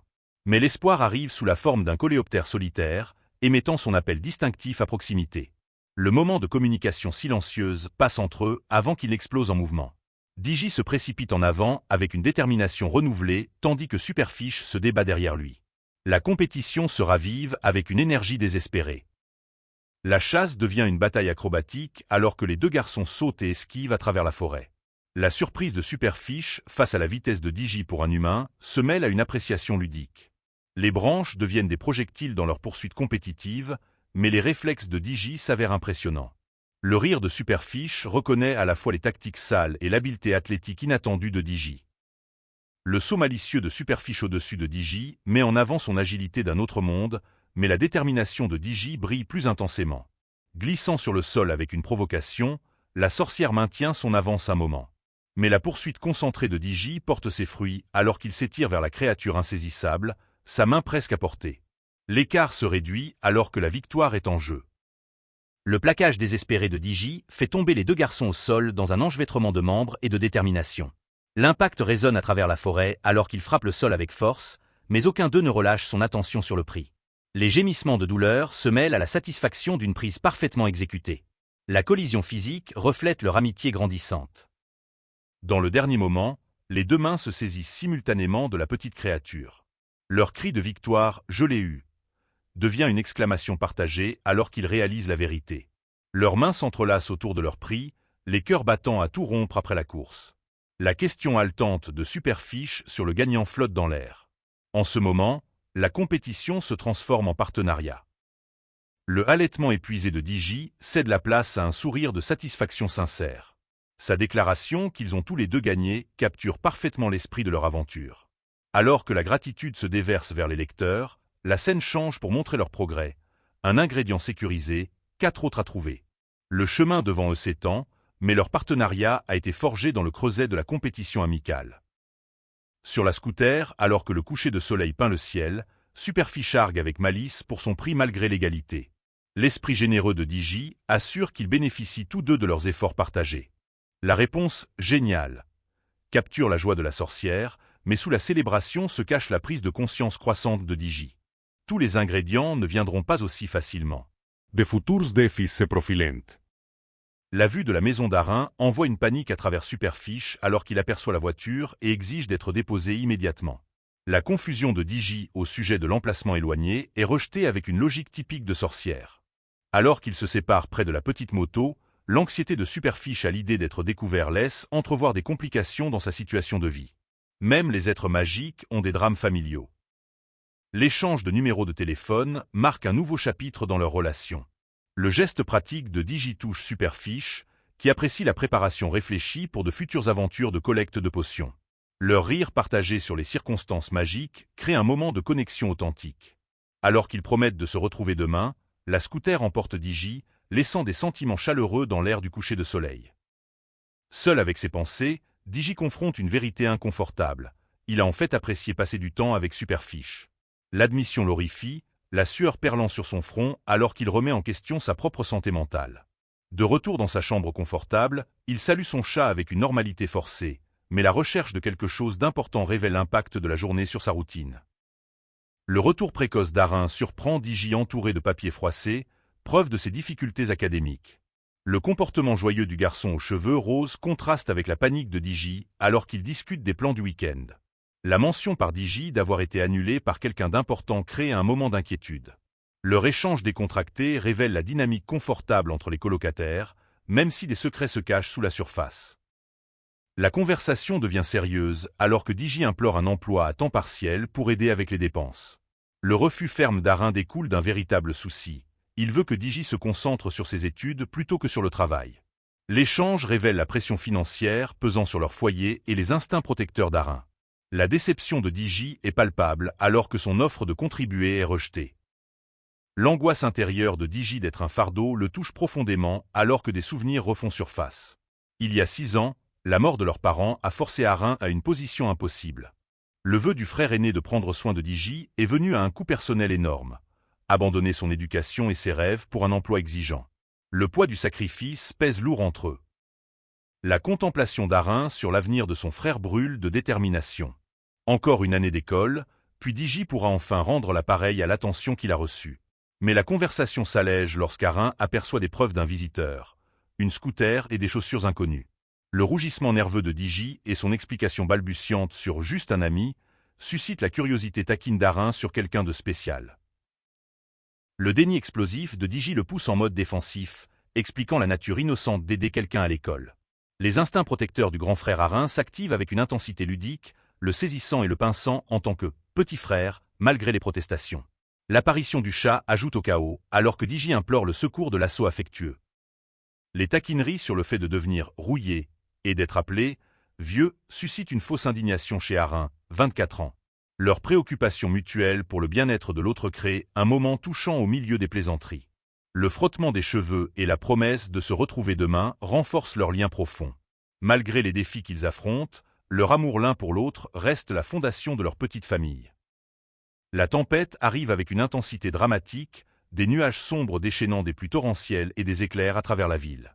Dans sa chambre, Digi se tourne et se retourne, son sommeil paisible troublé par plus que le temps. Le petit chien se blottit pour le réconfort, tandis que l'ordinateur portable brille à proximité. Le tonnerre résonne avec son tourment intérieur, alors que la tempête fait rage dehors. La soif pousse Digi hors de son lit vers la cuisine silencieuse, son t-shirt à thème de poisson et sa tenue décontractée suggérant une routine nocturne normale. Le chat Calico observe curieusement alors qu'il satisfait son besoin d'eau. Le bruit de l'eau courante et des éclaboussures crée une bande sonore banale à ce moment domestique paisible, contrastant fortement avec la fureur de la tempête dehors. À la fenêtre, Digi observe la pluie incessante tout en essayant de réconforter son animal agité. Mais soudain, un bruit aigu, Kerr, brise le moment tranquille, envoyant une tension crépitante dans l'air. Son expression passe de l'inquiétude légère à l'alarme alors qu'une présence troublante se fait connaître. La nuit paisible a pris un tournant sinistre. Les yeux verts du chat Calico reflètent une terreur qui glace Digi jusqu'aux os. Ce comportement est complètement inhabituel pour son animal normalement calme. Alors que la réalisation que quelqu'un d'autre est dans la maison s'installe, la panique le submerge. Sa main se tend instinctivement vers un couteau, les instincts de survie s'éveillant alors que le sanctuaire de la maison devient un champ de bataille potentiel. Avec le couteau serré dans ses mains tremblantes, Digi navigue dans la cuisine comme un champ de bataille. Chaque ombre pourrait cacher une menace, chaque bruit amplifie son cœur qui bat la chamade. Le mouvement nerveux du chat qui passe près de lui confirme ses pires craintes. La sueur coule sur son visage alors que la horrible vérité se cristallise, il n'est pas seul, et celui qui est ici signifie des ennuis. La paranoïa le consume alors que Digi imagine son tracker se cachant derrière chaque mur. La nausée monte dans sa gorge alors que la réalité de sa situation le frappe. Cela ne peut pas arriver. Pas ici, pas dans son espace sûr. Son besoin désespéré d'appeler Superfiche révèle à quel point il en est venu à dépendre de la protection de la sorcière. Mais d'abord, il doit atteindre un téléphone. L'urgence de contacter Superfiche pousse Digi en avant, mais le chaos éclate alors que son agresseur frappe. Des fruits se répandent du panier jeté, des pommes roulant sur le sol alors que Digi court pour sa vie. Le bruit de la poursuite résonne derrière lui jusqu'à ce que de fortes mains le saisissent, mettant fin à sa fuite désespérée. Son pire cauchemar est devenu réalité. L'attaque est rapide et brutale. Digi tombe au sol avec force, immédiatement immobilisé par son agresseur aux cheveux bleus qui frappe avec une intention mortelle. Chaque coup lui enlève le souffle alors qu'il halète de douleur et de terreur. Son appel à la miséricorde tombe dans l'indifférence tandis que même son chat siffle en défense craintive. La violence a brisé son foyer paisible. Dans la lutte désespérée, Digi parvient à retourner le couteau contre son agresseur. La lame trouve sa cible alors que son agresseur recule en état de choc, le visage pâle et masqué révélant la surprise. Même le chat se joint à la mêlée, attaquant le bras de l'intrus. La situation s'est temporairement inversée, mais à quel prix? La violence engendre la violence dans cette confrontation brutale. Digi s'enfuit en haut des escaliers alors que son agresseur blessé le poursuit, griffant sa chemise par derrière. Son cri désespéré perce l'air alors que la terreur pure le pousse en avant. Le fracas et le bruit derrière lui suggèrent que le combat continue, mais il ne peut pas regarder en arrière. Son petit chien aboie frénétiquement, ajoutant au chaos alors que Digi livre des coups désespérés pour tenir son poursuivant à distance. La violence s'intensifie alors que Digi lance une plante en pot avec une force désespérée, l'impact résonnant à travers la maison. La terre et la céramique se répandent alors que son agresseur chancelle sous le coup. Mais il n'y a pas de temps pour savourer les petites victoires. Digi doit continuer à avancer, à se battre, à courir. Son chien court à ses côtés alors qu'il fuit à travers leur maison autrefois paisible. Atteindre le téléphone devient la bouée de sauvetage de Digi alors qu'il lutte pour garder son calme. Ses doigts trébuchent sur l'appareil tandis que son fidèle Corgi reste alerte à ses côtés. Mais chaque seconde compte alors que des bruits de fracas en bas signalent la poursuite continue de son agresseur. L'acte simple de passer un appel devient une tâche impossible sous une telle pression terrifiante. Le dernier coup résonne comme un coup de feu alors que la porte s'ouvre en grand. Les yeux de Digi s'écarquillent de terreur absolue alors que l'inévitable approche. Son murmure « haine non » porte le poids de la défaite et du désespoir. Mais attendez, alors que la scène change pour remercier les lecteurs avec des personnages joueurs s'enlaçant, nous rappelle que ce n'est que le début. Quelles horreurs attendent nos héros dans les chapitres à venir?